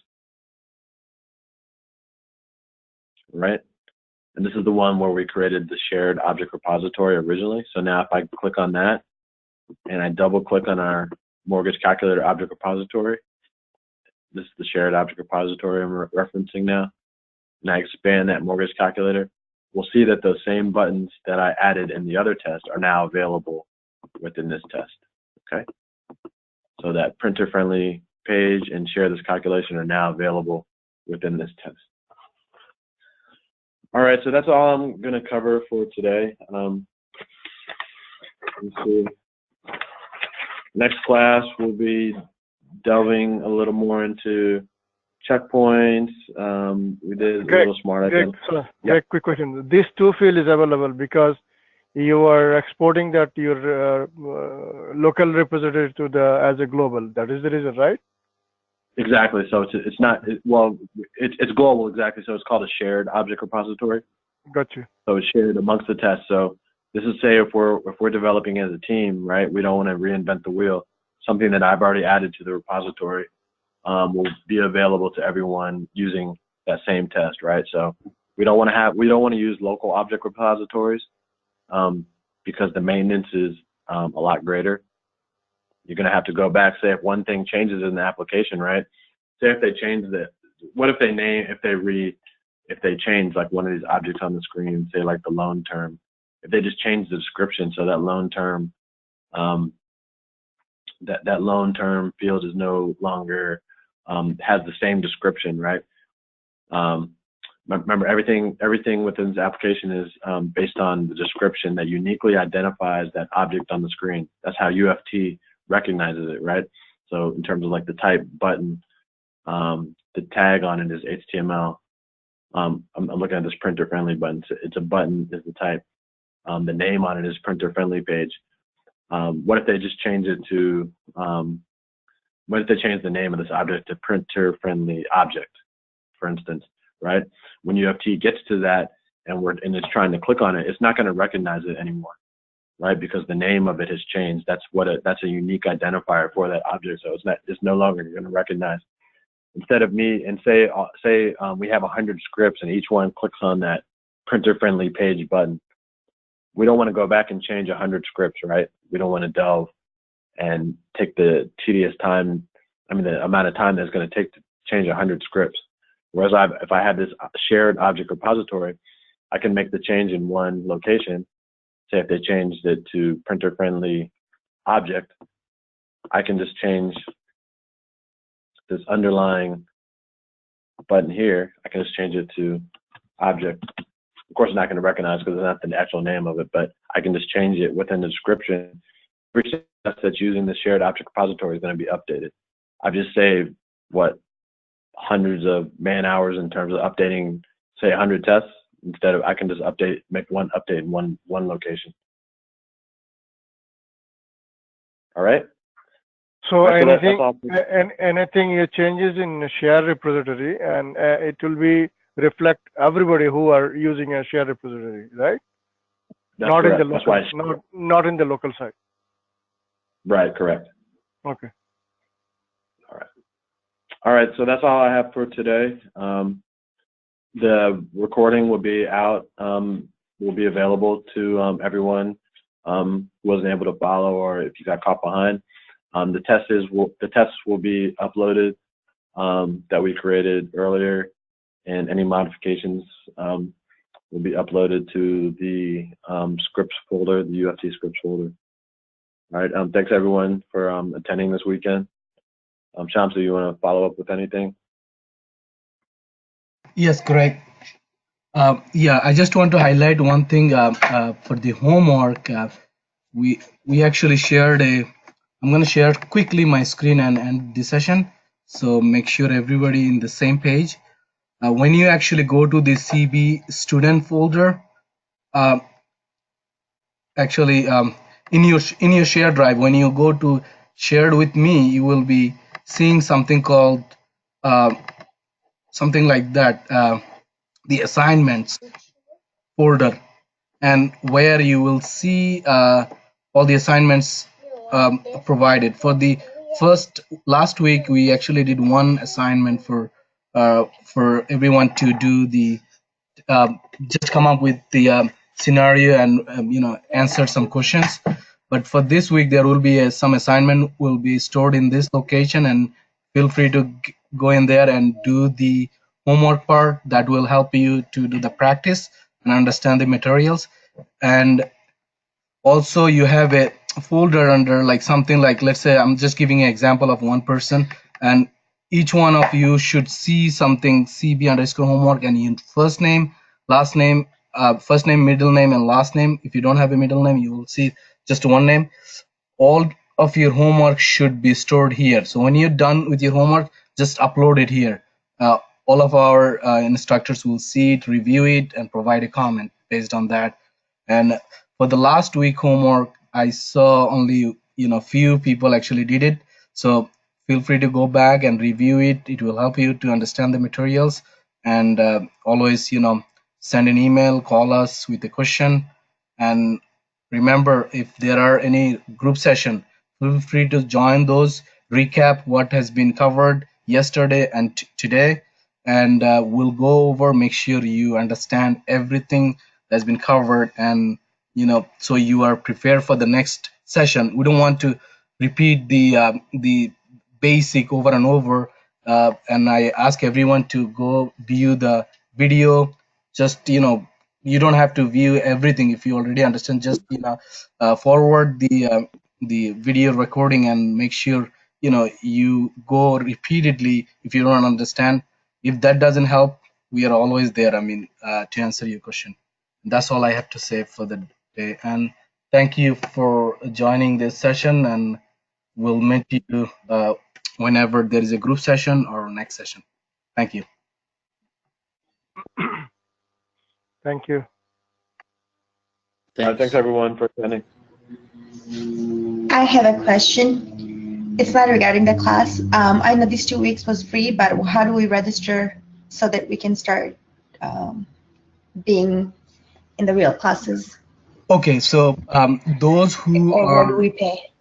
okay, each of you will be receiving an email individually to basically you are all registered for the course, but if you want to continue and learning the materials and go in advance, because UFT is going to be 6-week session, so there will be not the advanced level will be covered, but you will know up until how to develop a framework. But if anyone actually diverting to just only doing a automation for HP UFT, that will be covered in advance, but it will be taken individually.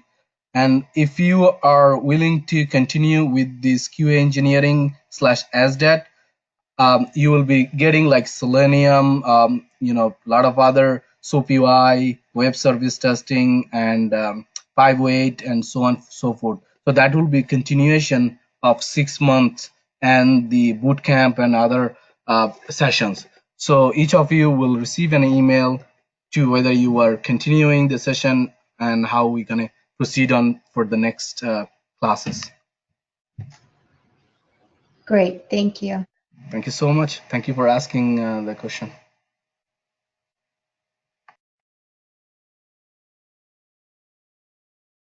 All right. Thank you, and have a wonderful evening.